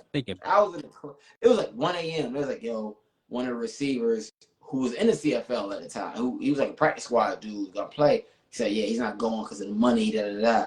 I'm like, all right, bet. So they like, yeah, be ready in the morning. I'm like, yo, I'm in the club drinking, right? So I'm in the club drunk. Like, okay, cool. We went to Vermont. I had a good game. I had a good season with them. You know what I'm saying? A lot of that film was good. Then I went to Upstate Dragons down in South Carolina when I moved down south. Started for them. Went to Cedar Rapids out in IFL. So Cedar Rapids, Iowa. Was in there for camp. It was a lot of good receivers there. So I got cut from camp. And then what I do? I played for Carolina Predators. I went to the Columbus Lions again. I got signed to the Columbus Lions. So I bounced around in the indoor league. You know what I'm saying? Camps, played, all of that. So the arena thing was cool. I just wouldn't do it just because it's not for me. You know what I'm saying? I need a big field. So that's why I kind of like stopped with that. Explain to the people how, you know, the measurements of the IFL. I mean, not IFL, but the Indoor Football League. Indoor Football League. So measurements. Imagine, see, I don't know if people know what a hockey arena is like, but just imagine. Or you can say basketball. Yeah, imagine a basketball court. You know, just a little more width, a little bit, but it's like playing on a basketball court. You know what I'm saying? So everything is like fast, right? Everything is fast. Super. You got to really be able to move. You know what I'm saying? And then there's walls, the hockey walls. So you catch the ball, the wall don't move. You know what I'm saying? So you're going full speed, getting tackled into something that don't move. And then the ground is not soft. You know what I'm saying? It's literally cement under the turf. Yep. There's a rug over it. Yeah, it's just a rug over it. In Carolina, I got tackled, hit my elbow. After the game, I had elbow bursitis or something like that. It just swelled up. It just looked like a big knot on my elbow. You know what I'm saying? So I think, yeah, this is not for me. I don't want to play this anymore. And then also talk about the culture of playing indoor, because a lot of people just see the game. They don't understand what's going on behind the scenes. Man, people getting paid their money, people being in rooms they're not supposed to be in, people being put in motels. This is supposed to be a professional organization we're talking about here. Just talk about some of that, just to get people to realness. Man, first of all, they treat it like the NFL, right? If you know somebody, you've acted. And I ain't gonna lie, I got on the team in Cedar Rapids because I knew a coach from Buffalo, and I was able to drive the quarterback to Iowa.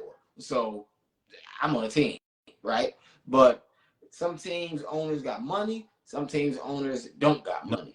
So you put up in a terrible spot. You don't know if you're gonna stay there or not. You know what I'm saying? The turf, the equipment is terrible. When I was in Anderson, South Carolina, playing for the Upstate Dragons, we got kicked out of our apartments because they wasn't paying the rent. You know what I'm saying? Like you deal with stuff like that, right? It's teams where you're good. We go to Arizona, original AFL team who's in the IFL. Bro, best. Shout out to Arizona, man. Bro, Arizona Rattlers, you're good because they got that money. They play where the Phoenix Suns play at sometimes. Shout out to the Vegas too. Vegas is one of those teams. Bro, they got money. You good. You valid. You know what I'm saying? Bay Area, they pretty good. They're pretty good. Bay Area cool too. So it's teams. Shout out to San Diego too. I ain't gonna do them like that. It wasn't terrible when I was there. I heard worse after I left, but when I was there, it was pretty cool. Yeah. So that's that arena stuff is. hit or miss for real. It just depends on the league you go to. I ain't gonna lie. It really tests if you like football or not. Like It's the biggest test. It's the biggest test. JUCO. And It's the JUCO of the when NFL. I was in camp, bro, I really had to take a day to really think like, yo, bro, do I just want to go home, bro? This shit crazy right now, because like people don't understand what you have to actually put in, bro. I try to tell people all the time. It's like having when you're in camp. It's like having a job interview every day, but you got to play football though. But it's a job interview though. Like every day is a job interview. There's no, oh, I can come and feel like I'm on the team. No, it's a job interview every day, and every day somebody's getting fired. That was when I knew I was in the pros, where we started with a team about 55, 60 guys, bro, and every day somebody got cut. Going home. Just go home. Like from day one, the first practice, somebody was sent home. And I'm like, damn, I mean, I can't come to practice and slouch. I can't come to practice. And that's the mental aspect of it. Is like, and that's life, right? That's like life being a man, right? As a man, you can't slouch, bro. Like, you got family depending on. If you got kids, a wife, girl, they depend on you all the time. So you can't have a bad day. Having a bad day is the worst thing for you as a man in sports, as a person in sports. Because you have a bad day, they on the phone with somebody else. Like, replacement. Hey, just in case, be ready. Be ready. It's a savage business, man. Struggle, bro. It's mentally like, dang, I can't have a bad day. No, because we paying you. We can't pay you to have a bad day. Payroll. Yeah. But go ahead and speak into that too, because that was another shocker that I had once I entered the IFL, is learning and knowing how to be a pro, like every day.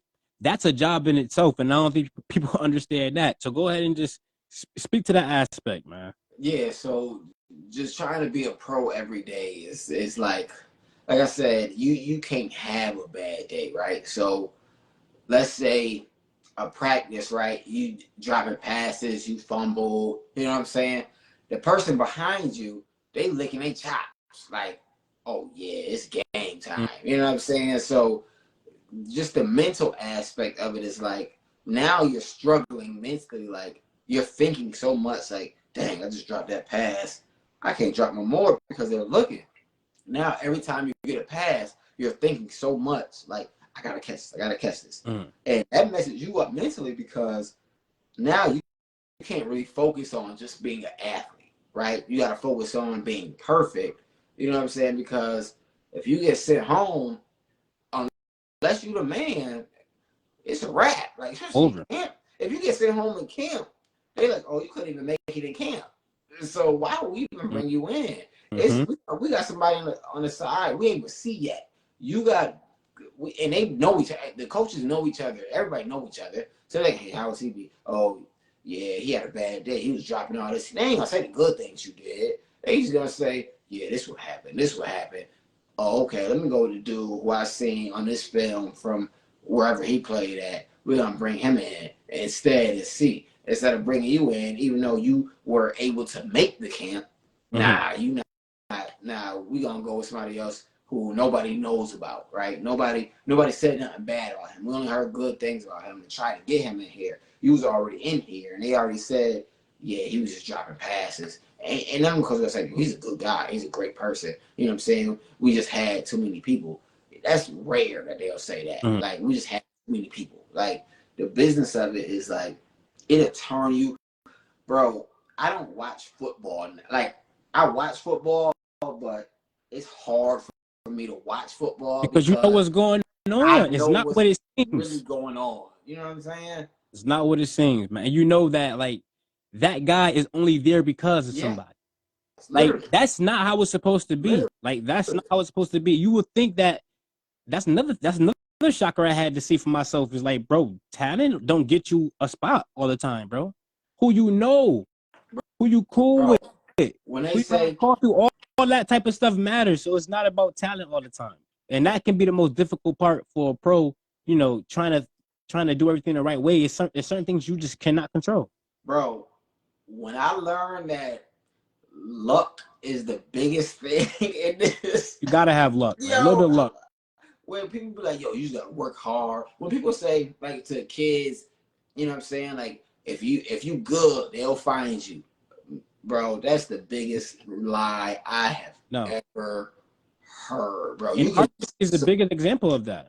Literally, right? We got so many good kids in Rochester, but because a school in Florida just have a prestige of one or two people, that's it. You know what I'm saying? They're gonna instantly look that way. And Florida in general, they'll look to Florida before they look to New York, just because it's Florida, right? I mean, it happened with Seven, man.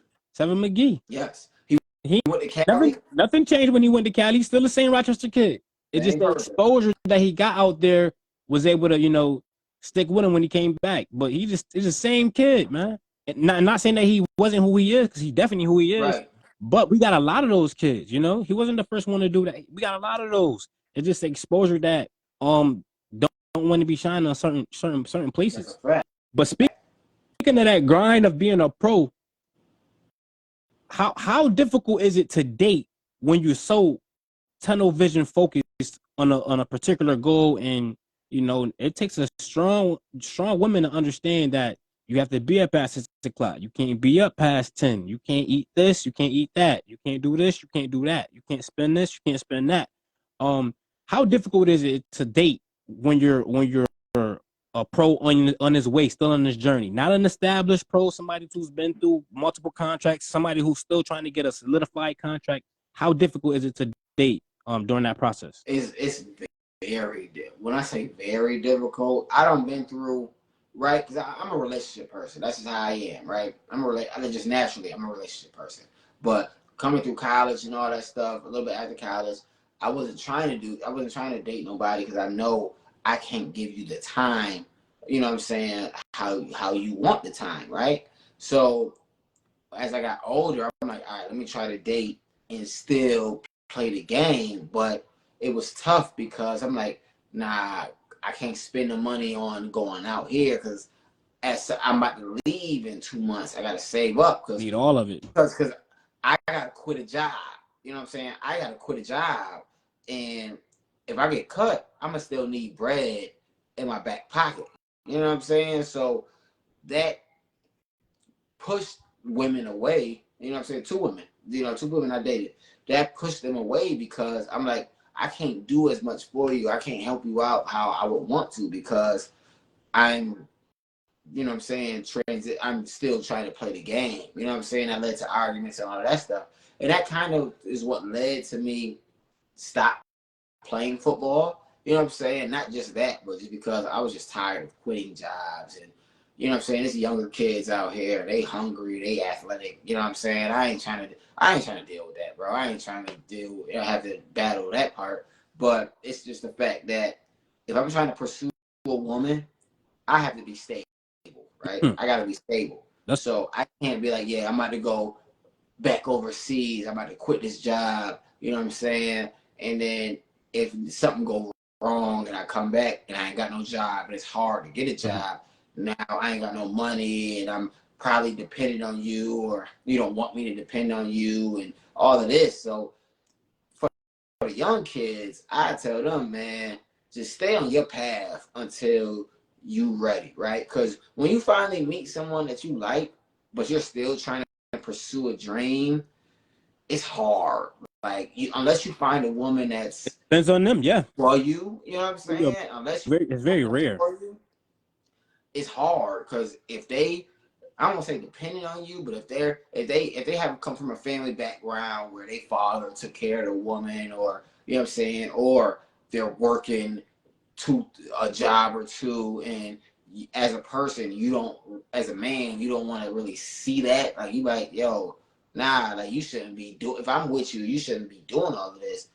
Don't get into no situation or relationship unless you know for a fact that they're with you till the end. You know what I'm saying? If you see that when you can't do something for them and they kind of get an attitude or feel some way, nah, it's cut that. You know what I'm saying? So it's difficult to do that when you're on a grind, right? Right, and it can go for a woman too. You know what I'm saying? And because for the women athletes out there, same thing. If you're on a grind, or just people in general who's on a hustle, trying to build a business or something like that, if that person isn't patient, but you still see like some kind of reciprocation or whatever, but they're telling you, I'm kind of focused on this, and that person, your significant other, can't handle that, then you got to focus on what you got to focus on. You know what I'm saying? But that's what makes it that much tough too, because it's two-sided, right? For one, even if you are a man, you know, who thinks the way that me and you think, where we know we want to be ready and we want to be established, want us to be talking to somebody or dealing with somebody, right? We don't want to be no shortcomings when it comes to that. And when you being a pro, you can have some shortcomings when it comes to that. But also, in the contrary, is I would love to have a girl who understands that I can't do these things. So it's like that process is the best time to actually find somebody, right? Because I'm not gonna lie, bro. I know we both on our way to get where we want to go, and I just feel like once we get there, it's gonna be hard for me to trust a female. No, fact. You understand what I'm saying? Because it's like I have a lot of time right now that I've been grinding, and anybody who know me or anybody who's been watching or paying attention to us can see the potential, right? And see exactly our trajectory. So it's like, it'd be tough for me to get what I deserve and then have to be like, is she really here for me? You understand what I'm saying? So it's like, I always love those stories where the girl be down. That's why as much flack I give LeBron James, I love his personal life when it comes to his relationship with his wife, because it could have been a lot of stuff that helped them break up. Made them break up. But the fact that she knew that he was trying to go be the best basketball player ever, she did what she needed to do to add on to that. She didn't say, oh, I got to go here, I got to do this, I got to do that. No, she said, I'm about to be a part of this team and help you get to where you need to go.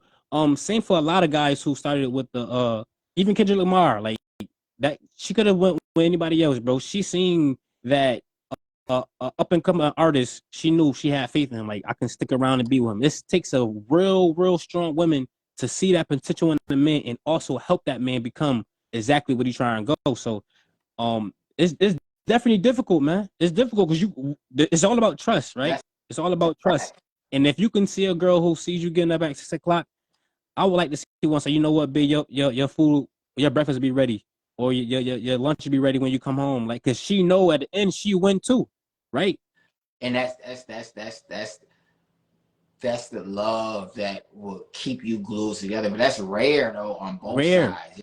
And I don't want to just say just men to women, you know, on both sides. On both sides. That's especially if you're an athlete, yeah. That's rare to find that. You know what I'm saying? Like I said, I'm one of the ones who dated two different women who couldn't understand that. You know what I'm saying? Mm-hmm. But you know, at the end of the day, I had to seek through myself, like, what is it that I really want? You know what I'm saying? Like, I'm not 23, 24, you know what I'm saying, anymore. So I'm like, all right, cool. I'm 29, 28, 29, 30, 31.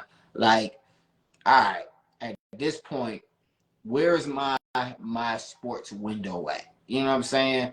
Where's my, compared to my life window? You know what I'm saying? So I'm like, all right, I'm gonna be done now.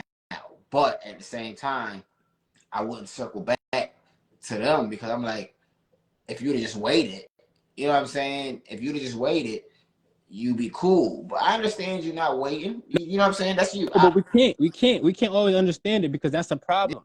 That's a problem, right? And it's a problem that we deal with, and it's a problem that is being ignored, because we always have our sisters who I love the most, Black Queens forever, Snow Bunnies never. But I played in some snow before. But my point is, they are able to do what they're doing, and when they say, "Oh, you go over the other side," it's because they do exactly what me and you are talking about. You understand what I'm saying? And they can see a guy who they know about to go to the league for whichever reason they doing it for. They can understand the trajectory of where the guy is going. Our people will look and say, if you're not there, come back when you were there, right? And that's not something that, you know, that's a money thing. That's a deeper topic, because the snow bunnies that come from a no. I was saying that because it go hand in hand, right? Because if you got think about it. If you got a man who's grand like us, they don't have the money that Yeah, a female would want to facts, be, cater with. You know what I'm saying? facts, facts, And facts, that's why I was so, and that's why I said it's double sided, because even as a man, it's like, who the fuck want to tell they shorty no, right, right? What right. man want to say nah, I can't? And I that's can't the do biggest reason why I've been single, because like, bro, I don't want to be in a predicament where I gotta say no. it. Like, Yeah, even though like I may say no still, but I don't want to be in a predicament where I say no where I really can't do it. Like, where I I'd can't rather do say it. no when I can do it. You feel what I'm Yeah, saying? So yeah. Like if I say no, it's like, nah, we got yes, other stuff to do. Like but you still are capable of doing I it. could do it, but no, let's be smart. Instead of no, like I literally just can't. And that was the issue with my past shorty. Is just like, and I didn't even tell her why. You know what I'm saying?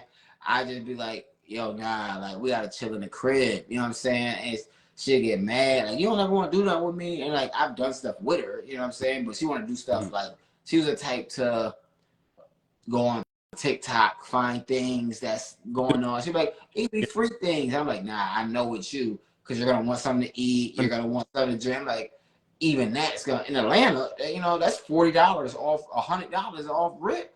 I'm like, I know this for a fact. You know what I'm saying? So it's like, and I hated saying no, but when I told her later on, she's like, "Why didn't you just tell me that?" I'm like, "You think I want to tell you Yeah, why?" that's up to you. Would want somebody just to understand. Like that should be an understanding. Like nobody should have to really break that down and communicate that to you, like Like, at I'm all. broke. Like, I can't You do. I'm feel what I'm broke. Like, you want me saying? to tell you that? Like, Like, come on, son. like understand it for what it is. Like we still gonna have some fun. That's why I said it takes a real solid woman to say, you know what? I don't care what you got, as Shout long as out you my got son some Mac. Shout ambition. out my son Mac. Shout out my son Mac. Of course, man. Oh, I didn't even see the chat. Shout out my boy Matt. Tommy If you got message. if you I ain't going Tommy. got some type of ambition, that's all that really matters. For real, for real. But I know it. Like I said, I just know it is very tough when you on that road, and people will be looking like, "Dang, you ain't got no kids yet. You ain't this." I'm like, "Yo, bro, I prioritize something, right? And if that's sports, that's sports. But something was prioritized, so therefore, no, I'm not gonna have what you would think I'll be having at this age. That's not how it works, you know. And I need somebody compatible to be out here just reproducing. But um, after your little stints in the indoor football league, you went overseas, man. Now, my first contract I ever received was a contract for overseas, was to go play in Brazil. And I ain't gonna lie, I was just like, what the fuck is a Brazil, bro? Like, I didn't even know Brazil had football. So therefore I was just very skeptical of going. And I ended up missing an opportunity. I probably should have went, because I'm pretty sure it would have been one of the best experiences.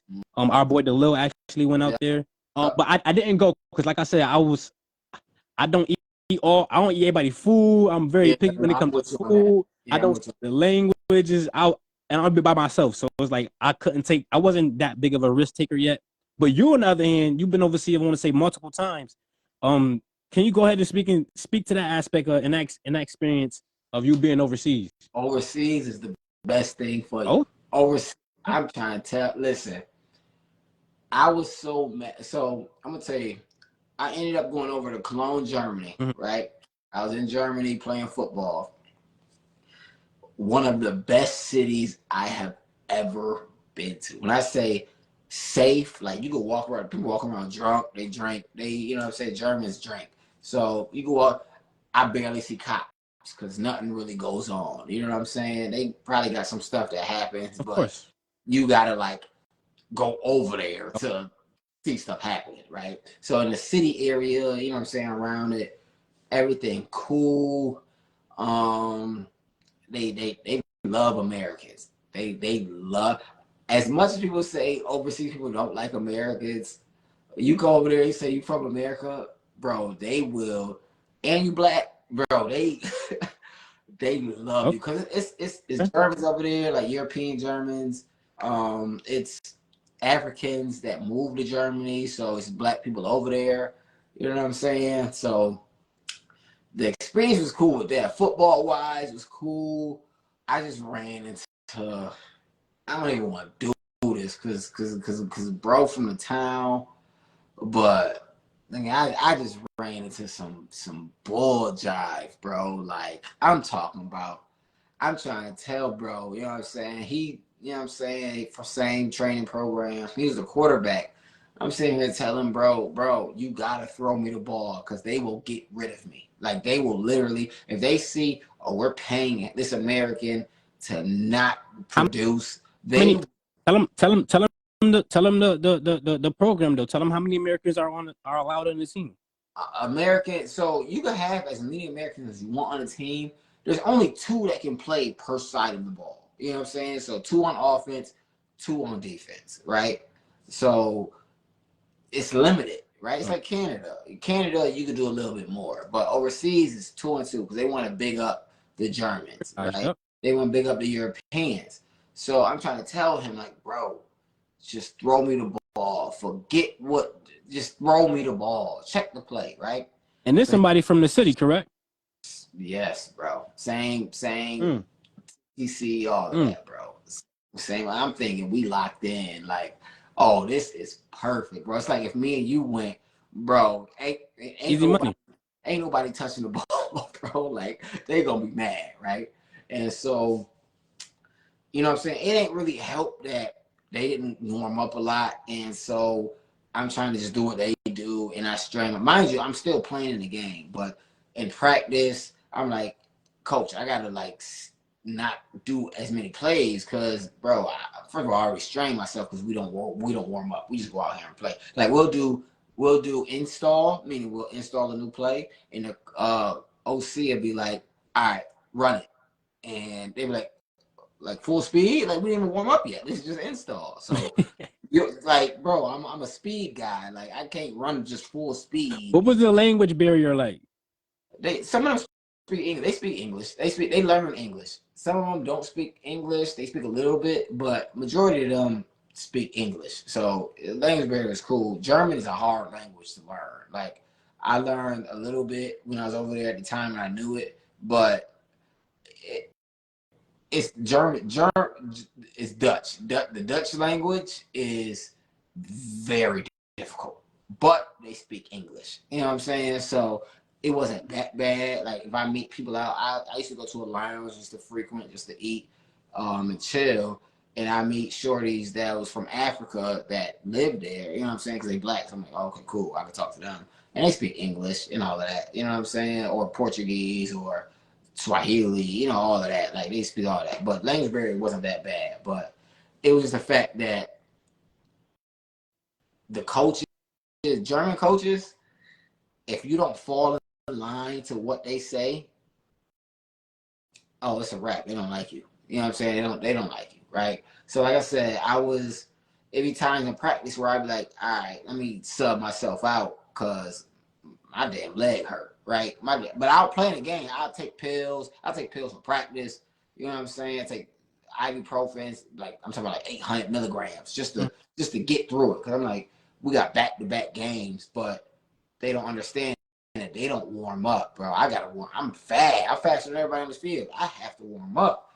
You know what I'm saying? So that didn't help. But talking to my dog over there, who's from New Orleans, he went to Texas El Paso. Mhm. He went to Bills as well. So he still live in Germany coaching. He like, bro, we was talking about that. He like, bro, yeah, you could have probably did that better, but that wasn't nothing for them to be mad about. Because in the pros, if somebody say something hurt, bro, go sit down. Can you play? All right, go sit down. You know what I'm saying? Go, especially if you're the best player on the team. Go sit down, bro. Like, heal up. Can you play in the game? Yeah. All right. You don't got to practice. That's how the pros go. Yeah, everybody. When you see an NFL player, oh, he's been out for a whole week. Oh, he's active this week. Yeah, bro, because we don't need you in practice. You know what you're doing. You know what I'm saying? So, but I always bring that up just so it don't seem like it was something I didn't have a part Mhm. of, but it wasn't nothing crazy, right? So with them and the quarterback, it's like we had this play called Ozzy, right? It's a slot fade. I score on this all the time. I'm talking about like all the time. Like can't nobody and the teams he played man press, no safety. I'm like, perfect. Slot fade. Like, ain't nobody running with me. Just throw the ball. He like, nah, bro. I want to get the other receivers involved because when we play other teams with American DBs, I want to prepare. I'm like, bro, forget that. Throw me the ball. When we cross that bridge, we will cross that bridge. Because they just want to give jet sweeps all day because they didn't believe he could throw the ball. I'm like, bro, we don't have the blocking for jet sweeps. We don't have the blocking for that. Like, I get the jet sweep, I get around the corner, mad people right there. I mean, we don't have the blocking for that. So, I'm telling the coaches that, or like they'll be like, they'll call open right, meaning I go to the left side of the field, tight end goes to the right, but the ball will be on the left hash, and they'll say open right. So now I'm in the boundary, the smallest side of the field, and I'm telling them like, bro, if the ball's on the left hash, stop calling open right. Put me to the bigger side of the field so I can have so much space. And then, but they'll tell me, oh, all right, just go sit down. But then they'll tell the quarterback, and then he'll come to me, all right, yo, so listen, when the ball's on a certain hash, just go to the bigger field. So they was kind of in like cahoots a little bit. Like they would tell him like, yeah, we could get you NFL workouts and NFL this. So, he's younger. He's like 24, 25. So he's like falling in love with what they saying, not knowing how the game goes, right? So, he's like, so I can only imagine them having conversations in the back, because he'll come back to the crib and tell me, yo, man, score on them jet sweeps, do this. I'm like, bro, it's not gonna work. Like, just throw me the ball. He's like, this is what they're saying. So I can only imagine the conversation that they're actually having behind my back on, does he really want to play? Does he really want to? Because they'll see me sub myself out in practice, but I'm going crazy in the games. So I say all that to say this, like, if you go overseas, bro, like, first of all, don't get hurt. That's number one. Do not get hurt. Unless you the man, unless you is just like the best person in the league, do not get hurt, because they got somebody already with a flight booked to come over there. And that's what happened to me. And the third game of the season, after we played the same team back to back. And I told the quarterback, bro, just throw me the ball. Check the play. Even the head coach, I called the head coach. I said, yo, coach, what's going on? He said, yo, you know what I'm saying, guys saying that, you hurt. I said, yeah, we don't warm up. Like, what you want me to do? Like, it hurt, but I still play. He said, yeah, I understand that. And I'm like, am I gonna get the ball? Like, why are you not throwing me the ball? He said, I don't know why they're not doing that. You need to tell the quarterback to just check the play. Forget what's called, check the play and get you the ball. The head coach is telling me this. So when when bro came to the lounge I was at, that I chill at, I said, yo, this is what the head coach literally said. He said, all right, bet. Game come. Bro, I didn't get the ball one time, bro. One time. As soon as in the game, my other man's over there from Europe or from America, was like, he's seen my emotions. Like, I'm not spazzing out. I'm just like, like whatever. You know what I'm saying? He said, oh, dang, bro, I already know. I said, yeah, bro, they about to get rid of me because he not getting me the ball. I'm not. So you saying it's even it's even more cutthroat overseas than it is in the States when it comes way more cutthroat, because if only 2 Americans could play per side of the ball and you're not doing what they expect you to do, right? They want you to score 4 or 5 touchdowns a game, right? And it's capable. You just got to get the ball, especially a receiver, a very dependent position where we got to depend on the call play, the line, the quarterback, the defense that's being called. You know what I'm saying? If you're not getting a ball, bro, they'll just find somebody else. And what they did was they found one of the defensive Americans. His boy came over, right? When they sent me back home, he ended up playing quarterback because they didn't believe bro could play quarterback. They moved him to receiver, and he got hurt, tore his leg, his ACL or something like that. He was out for the season. So my other man was like, bro, that's karma. And I'm like, yeah, I don't want to say it, but like, bro, like, if you just got me the ball, this would have never happened. If you, bro, we played the second game of the season. The team that played man press, no safety. Man press, no safety means everybody is on the line. There's no safety in the middle of the field. They basically send in the blitz, right? Slot fade. First series of the game, I scored 50-yard bomb. We didn't call that play not one time the rest of the game. Why? Because the OC, well, technically, the sports director, who was the old OC, would tell the new OC, who never called plays a day in his life, that's not a high percentage throw. And I'm telling them, like, Bro, I just scored on this the first series of the game. First series of the game. You mean to tell me that's not a high? They're not. There's no safety out. There's no safety in the middle of the field. They're playing press. These are Germans on me, bro. No disrespect to German folks, but come on, bro. Come on, son. Like, come on, this barbecue chicken, bro. Like, so what would you say was your best experience in Germany? the food was valid. Real healthy over there. Real healthy. Like, you could eat mad food and not gain weight for real. Because it's like, it ain't got none of the stuff, American stuff. Like, some of the food here ain't over there. Like Frosted Flakes and all that stuff. You ain't gonna see none of that. The people, the girls is valid. I ain't gonna lie to you. I ain't messing with the white girls over there. But, you know what I'm saying? The black, like the Africans, you know what I'm saying? I ain't messing with nobody over there. But just in communication and going out with them, it's just like, bro, they really love Americans. It's weird, bro. It's like they like, oh, America. Like, I go to the lounge, Turkish lounge, bro. They over there like, yo, one of the Turkish dudes speak English, called his brother. He said, yo, he visited New York. His brother visited New York. He called his brother and said, yo, I'm on the phone with somebody from New York right now. He said, yo, I'm with somebody from New York right now. He said, yo, talk to him. I'm like, okay, cool. I talk to him. Like, bro, like, it's media. Everybody, it's media, bro. TV, social media, bro. That TV, it messes. They just every. really think we like in the future or some shit, like, because everything is so advanced here, but it's advanced. No, trust me, it's advanced over there. Like, they train system, bro. It'll take you anywhere, because all the countries is right there. Germany, Italy, France, all of that, the Netherlands. Yeah, everybody gets trying to commute over there. Yeah, bro.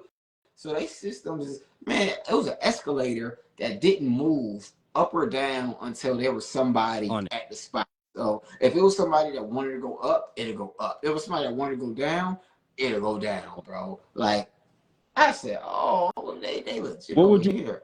What would you say is what was the worst part about Germany? That's tough. Like, if you like clubs, like, that'd probably be the worst part, because they not playing like no music. The music you want to hear. I would live over there trying to watch sports. That's the worst part, because you got to be up at like 1 a.m., 2 a.m. just to catch a game. You know what I'm saying? That's literally the only reason why I would literally move over there. Not gonna lie to you, I would move over there. If it wasn't for that, if the sports stuff is what keeps me in America, not gonna lie to you, bro. Because like I said, my man's from New Orleans, he trains athletes over there.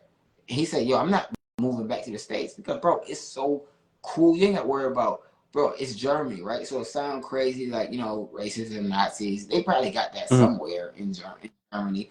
But for the most part, you don't see no German flags flying. You don't see that, because World War II got them in check, for real. That got, like, bro, they don't play about that Nazi stuff. They do not play about that. Like, they don't fly German flags nowhere. They're like, oh, now, because all them bombs and stuff kind of like, messed them up. So everybody's cool. Like, I didn't run into no racism or anything over there. I'm sure one of my coaches said it's in like East Germany or something like that. But like where I was at, they was like, bro, Cologne, one of the safest cities like ever. You know what I'm saying? Ever. Like, nothing happened. They got Hell's Angels there, but like, you gotta like go to where they at to deal with them.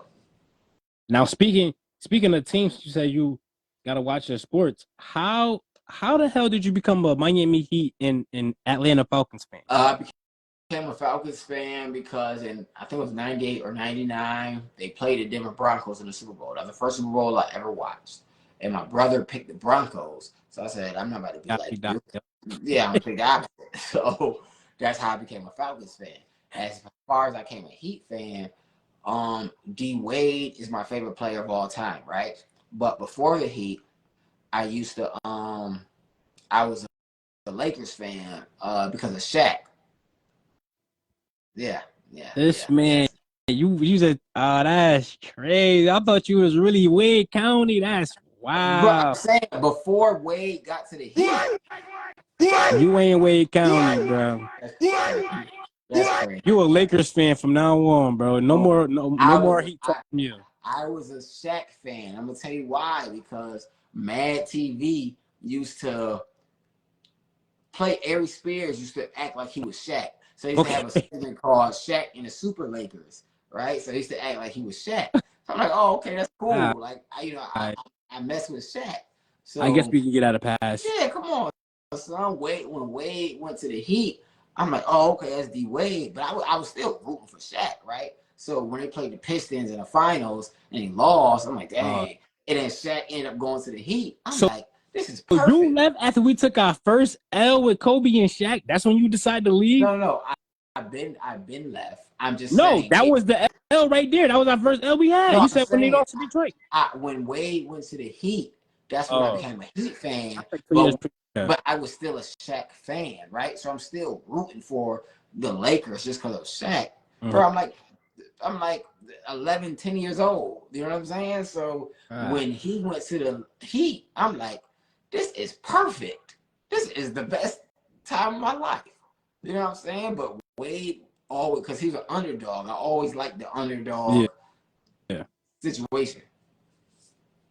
Hey, I guess. Give me your top 5 slot wide receivers ever, all time. I can't give you a top 5 slot, bro. I give you top 5 receivers. Okay. Now in no order. Randy Don't Moss. say, don't say Jerry I'm Rice. not. I Okay. would never put Jerry Rice Thank you. in none of that. I don't put no old heads in He anything. overrated, but go ahead. Yeah, nah. Randy Moss, Mm-hmm. Megatron, Julio, T.O., and A.B.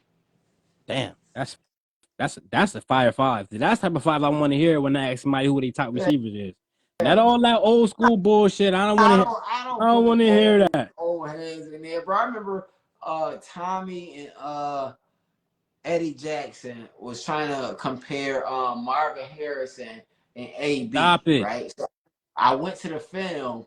I'm like, bro, this is no comparison. Come Like, on, why? they just look at the numbers and think it automatically equates to them being nice on the Bro, field. Oh, numbers is AB is one of the best receivers to play in period. the National For Football League, multiple bro.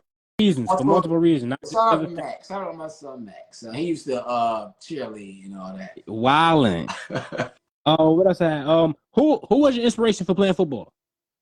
Playing football, inspiration.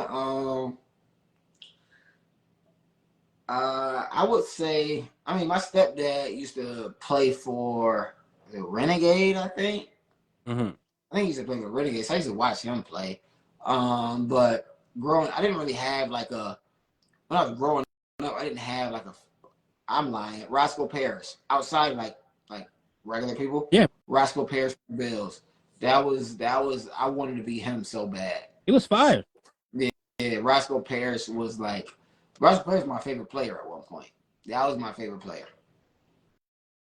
Yep. When I came out here and got my teeth done, I got my teeth done at the same spot he got his teeth done here in San. Word. Oh yeah, because he did go out Yeah. there. Yeah. Yeah. So I always see you posting about him. That was your boy.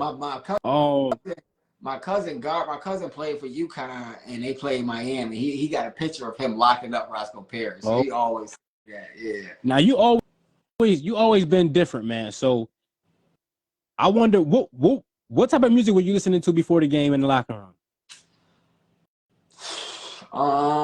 In college, I say Clarion because I don't even remember what I was listening to back then.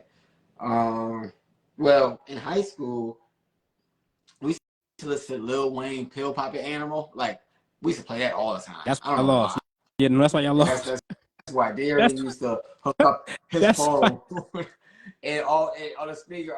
Pill Poppin' Animal, sir. That's all why we y'all did. lost. Y'all thought that was it. Nope. Yeah, we thought that was it. In college at Clarion, there was a lot of Waka Flocka. I was big on Buddha Kid. That's kind of when I started listening to. It was like 2015, 2016 is when like Young Boy came out with his AI Young Boy. That was like when he first started coming out when I was graduating college. So I would listen to that. But it was a lot of Waka Flocka, a lot of Buddha Kid, a lot of Brick Squad, a lot of that. Okay.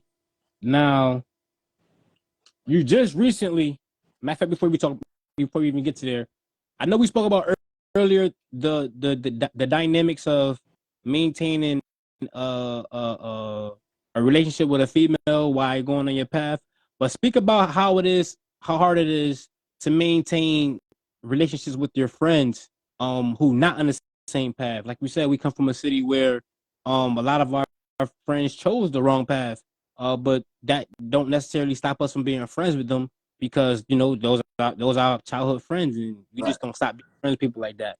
But talk about how difficult that can be sometimes when it's like, bro, like you got you got to go handle this, but they want to chill with you and just smoke, drink, or do etc. and kind of almost steer you off your path.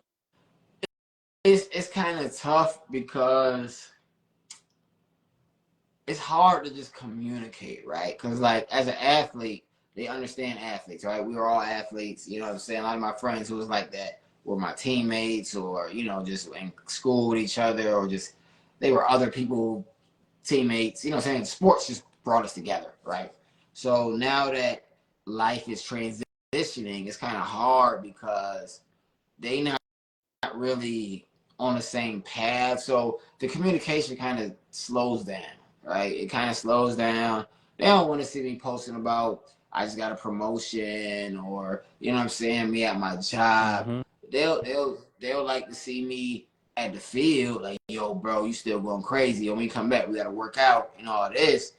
But if I'm like, yo, I'm practicing coding, bro, they'll skip over that. You know what I'm saying? So Not even now. I'm talking about like back in the days, like even when you were going into your freshman year of college and shit like that, like when you at the U of R, when you focus. Like I said, we still teenagers. You still got people around you who are not. yeah, That's what I'm saying. How difficult that was. That was still difficult too, because they didn't want it as, like I told you, in high school, I wanted to play the game at a super high level, right?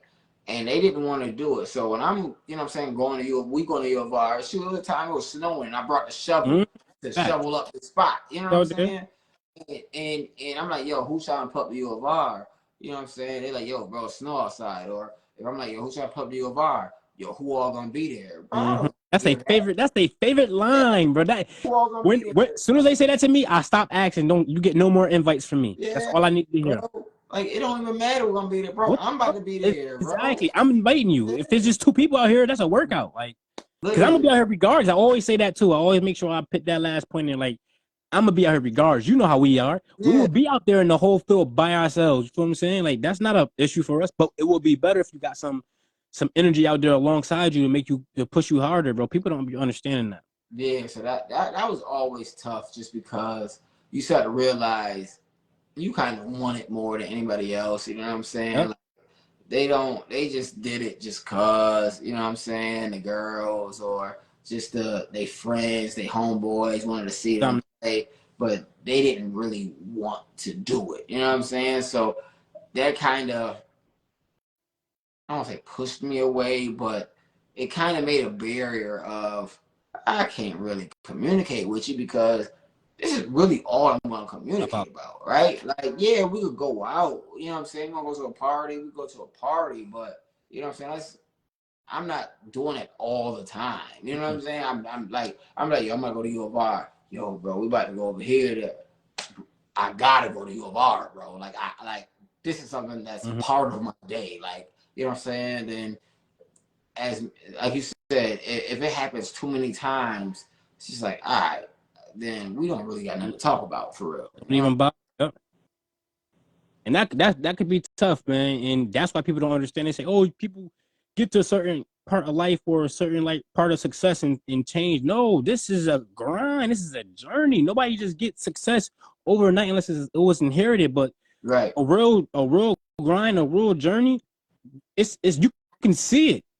Don't happen overnight. So for you to not understand the trajectory and get on board, I tell people all the time, bro, get on board, bro, right? Because I can say these things to them so they can remember I told them. They might not believe what I'm saying, but I believe it. I always say, get on board. So when that time happens where I get where I need to be, you can come along. Because I'm not about to bring you along just because I related to you, just because I know you, just because we friends. No, if you're not helping me on this journey, right, then no, you cannot come along. And I'm letting them know that verbally so they can be like, okay, he said that. So they're like, oh, he changed. I'm not changed. I told you. Right. Even if it's even if it's simple as don't get into any trouble, right? You ain't got to necessarily help me, but help yourself so I can help you, right? Don't get into trouble, stay out of trouble, do your thing, right? Because don't make me be the person who got to come get you out of trouble now that I have the opportunity to get you out of trouble. No, you're not going to put that responsibility on me when I'm telling you now before I have that. Yo, stay out of trouble. So when it's time to go to the Bahamas, I can't say I can't bring him. He got a warrant. He got felony. Yeah, he got strikes. Yeah, like I can't do that, bro. I think about shit like that all the time, bro. Like if I'm on a red carpet, can I have this cousin with me that might just smack Erica Badu or some shit like that? If she feel like I think about those things because I think highly of myself and I think about my trajectory and I think about where I'm trying to go and how I'm gonna get there. So we can't let people just tag along because we like to do that a lot, especially us with big hearts. We'll do that and say, you know what? Yeah, nah. I seen too many people downfall from doing that, so I'm just gonna learn. I'm gonna learn from their mistakes. But recently, I want to say what about 2 to 3 weeks ago, you made an announcement that you're hanging the cleats up, man. Yeah. 20 plus years of playing. How did you ultimately come to that decision? So one of the reasons was I was just tired of like quitting jobs and you know what I'm saying, like the grind. I love the grind. Like I love training. I love the grind. Like that mentally, just like it gave me discipline, right? But I hated how I was in a good space, you know, probably making good money. I gotta quit, go here, and other situations mess me up, right? Just like I said in Germany, somebody else own mindset have an effect on me because as a receiver, I'm dependent on other things, right? So I got tired of being dependent on, you know what I'm saying, this person gonna throw me the ball. Are these receivers good? You know what I'm saying? Because I'm not the biggest person. So do they bring in 5'6" receivers? So I'm already at a disadvantage. You know what I'm saying? And another thing is, bro, I'm about to be 32. Like, you know what I'm saying? I don't want to keep being in a position where, you know, I want to date a woman, but hey, yeah, I'm about to leave overseas, and I don't know what she got going on. I don't know if she cool with me doing it. You know what I'm saying? I'm like, man, I'm starting to get older now, so it's like I'm ready to just be a man in terms of just life. You know what I'm saying? So, and that's not to say I can't still play, but I still want to play. I still want to play, right? And I always wanted to say, you know, exhaust all options until you can't. But I'm like, that's the RS reality. Yeah, it's the harsh. It's like, bro, you know, you still will play, but there's things in life that's like bigger than this right now, right? So it's like, dang, what do I do in between this time? So, you know, I decided that I'm gonna be done, but I'm gonna start just doing other activities to keep my discipline, to keep me active, keep me just, you know, playing football. You met so many different people, and they became basically family. You know what I'm saying? Real, all over the world, bro. I tell people all the time, bro. Football is a fraternity, bro. Yeah. Like you really lock in with people. I locked in with so many people, even all my people, my co-hosts on my podcast, bro. Like all them dudes live in Philly, bro. Yeah. But that connection happened through football, bro, and that shit is so important, bro. For real. No, that's a fact, and that's why I appreciate all the connections I made through. I'm talking about like when you go through training camp with people, it's like bro, they become your brothers just because y'all both waking up at this time, eating breakfast at this time, practicing in the same van or bus, going back to the hotel, wherever you gotta go. Like y'all become actual family. You know what I'm saying? And that's where it's like I want to still do other activities. You know what I'm saying? Where I can just meet people like, oh, yo, you know, even if it's going to LA Fitness and working out, like, oh, we both show up here at 6 a.m. Like, what's up, bro? You know what I'm saying? Right. Like, what's cool? Like, and this not even an activity. It's a lounge I go to that I consistently go to because it's around the corner.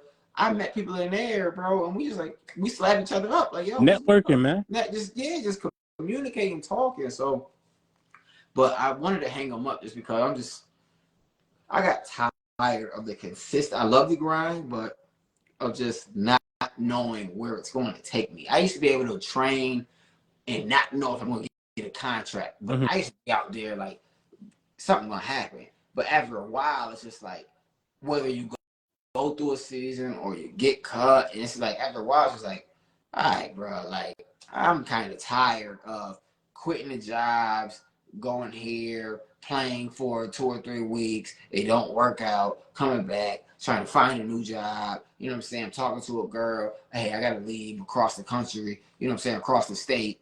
Oh, can you still do this? No, because I gotta put money away. Like life started Live. butting itself Man. in. You know what I'm saying? It started butting itself in. And I'm just like, all right. And Like people you, don't understand that, bro. People do not understand that, bro. Like when you're a pro athlete, I don't give a fuck what level it is.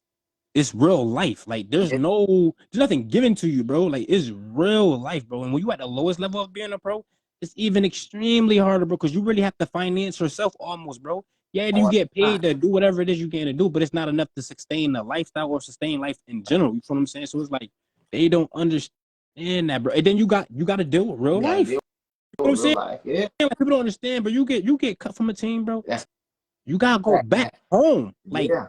and get a job. But you just told the same job, I'm about to go play ball. I'm putting in my 2 weeks. For you. You They feel what happy I'm for you. saying? And then first of all, even the feeling of coming back, like you gotta deal with that. It's so much, and it's like I tell people, it's more mental than it is Mm-hmm. physical. Because we can easily go play ball. Because I came to the same decision a few weeks ago. But it's like I tell people, it's all about mental.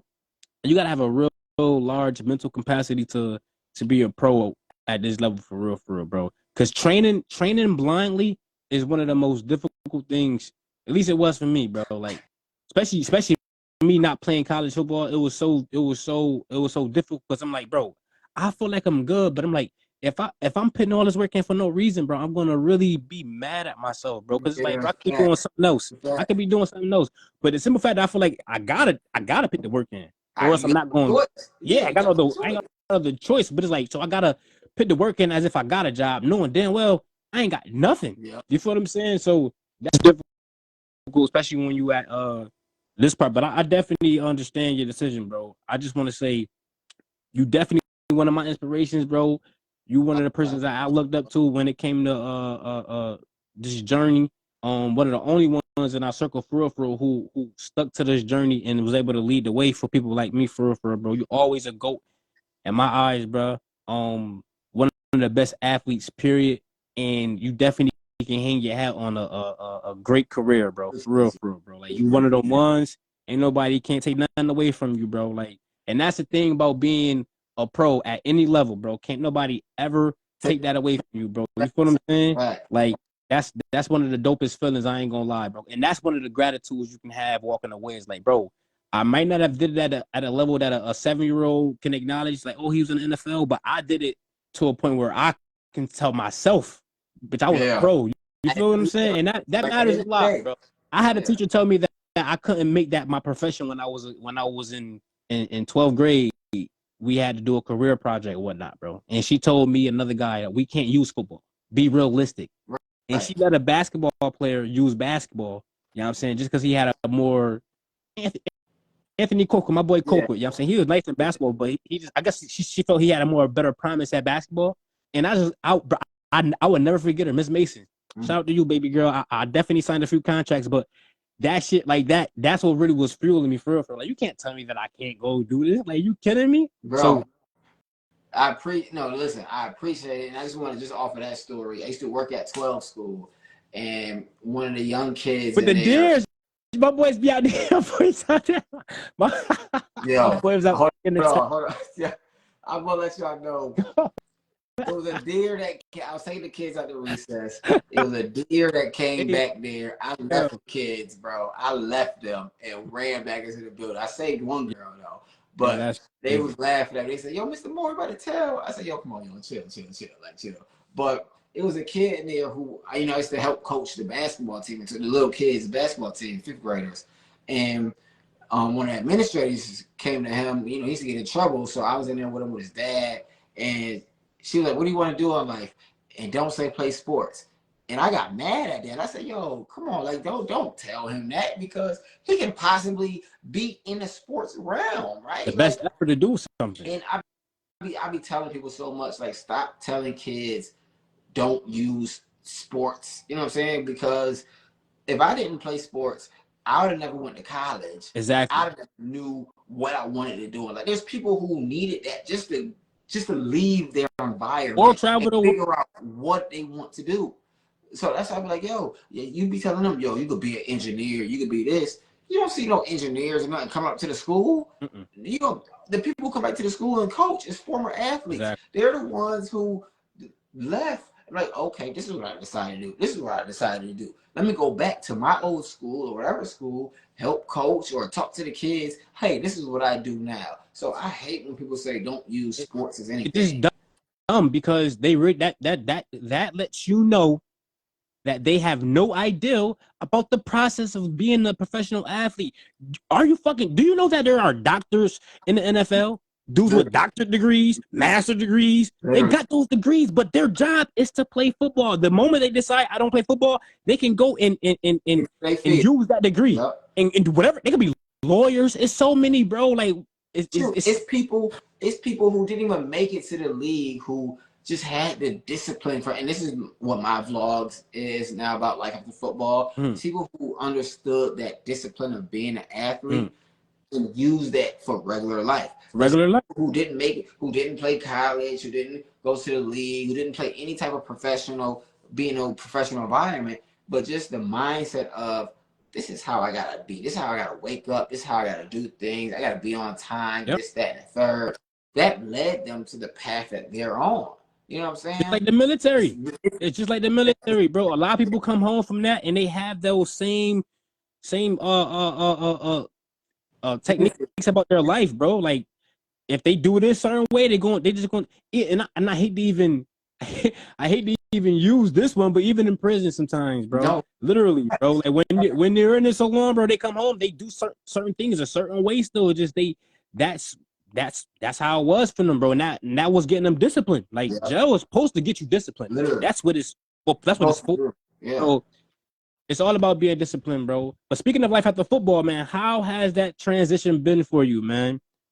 It's been, I ain't gonna lie, it's been rough. I ain't gonna hold you. Not work wise, cool, but just trying to figure out myself. You know what I'm saying? Like, what do I want to do? You know what I'm saying? Like, and, I've always been a media person, so I like posting, I like putting things on the internet. But like, I'm like, okay, how can I make this hobby? How can I'm so used to getting off of work, going to the gym, training, going to the football field, or, you know what I'm saying? Now I go to the gym in the morning before work, you know what I'm saying? Go to work.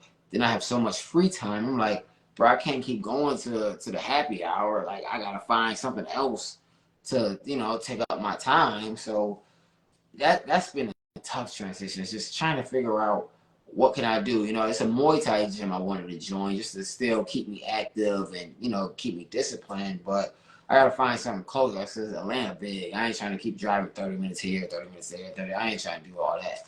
But it's just trying to find something to keep me still balanced and disciplined. That's been the hardest thing. Before I got my job, I was about to go to the military. I ain't gonna lie.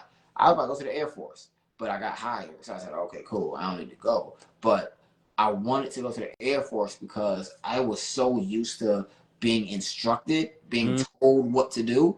And, I conform like, oh, yes, yes, coach. You know what I'm saying? I got you. You know what I'm saying? Run 300 laps.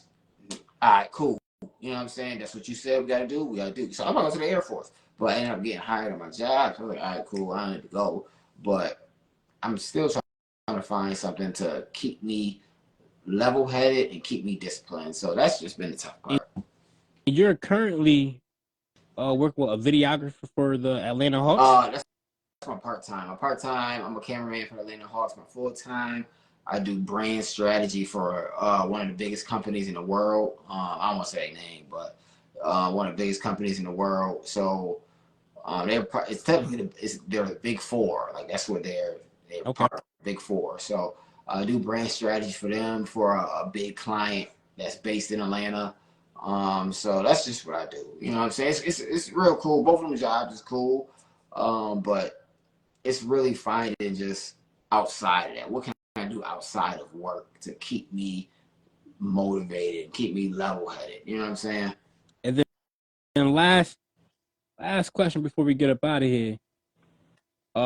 What's the love life like now after that you don't made that decision of, you hanging the cleats up? You Um, you you taking, you single? nah, Let I'm the ladies know. single. I'm single, but I don't know, it's rough right now. What you looking for? What you looking for in a lady? Nah, I mean, I'm looking for somebody that's just, you know what I'm saying, cool, that work hard, whether she got her own business, she got a job, you know what I'm saying, she got something. BBL, no BBL. Nah, heck nah, no BBL. I don't do that fake stuff. I ain't no fake Okay. person. I ain't never been a fake person, bro. Okay. You know what I'm saying? But it's low key kind of complicated right now. You know what I'm saying? I ain't gonna hold you. It's low key. I don't know what's going on. You know what I'm saying? So I'm just here. Yeah, if that's a good answer. Like I'm single, but I'm here at the same time. At the same time, you need to figure out if you're Yeah, here or if you ain't here. yeah, that's what I'm saying. You gotta figure that That's out, where I'm man. at. Gotta figure that out. We getting a little older, so Yeah. with that being said, though, I definitely want to thank you for joining the show, man. Yeah. Definitely was a pleasure for me doing my very first interview with one of my brothers for real. Like I said, bro, very proud of you, bro. You a legend, you're a GOAT in my eyes, bro. Can't nobody take that away from you, bro. You always been, like I said, always been an inspiration for me, bro. Somebody I looked up to who's on the same path, same journey as me.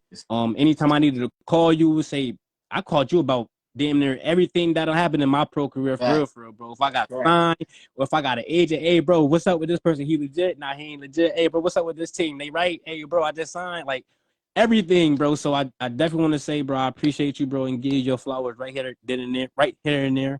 But before we get up out of here, man, there's one thing you always saying in your fucking Facebook stats, man. You always saying when you go to Rochester, I got my cleats in my car. Now that you have retired, is that still an option for when you go back home? Will your cleats still be in your trunk, ready for action whenever?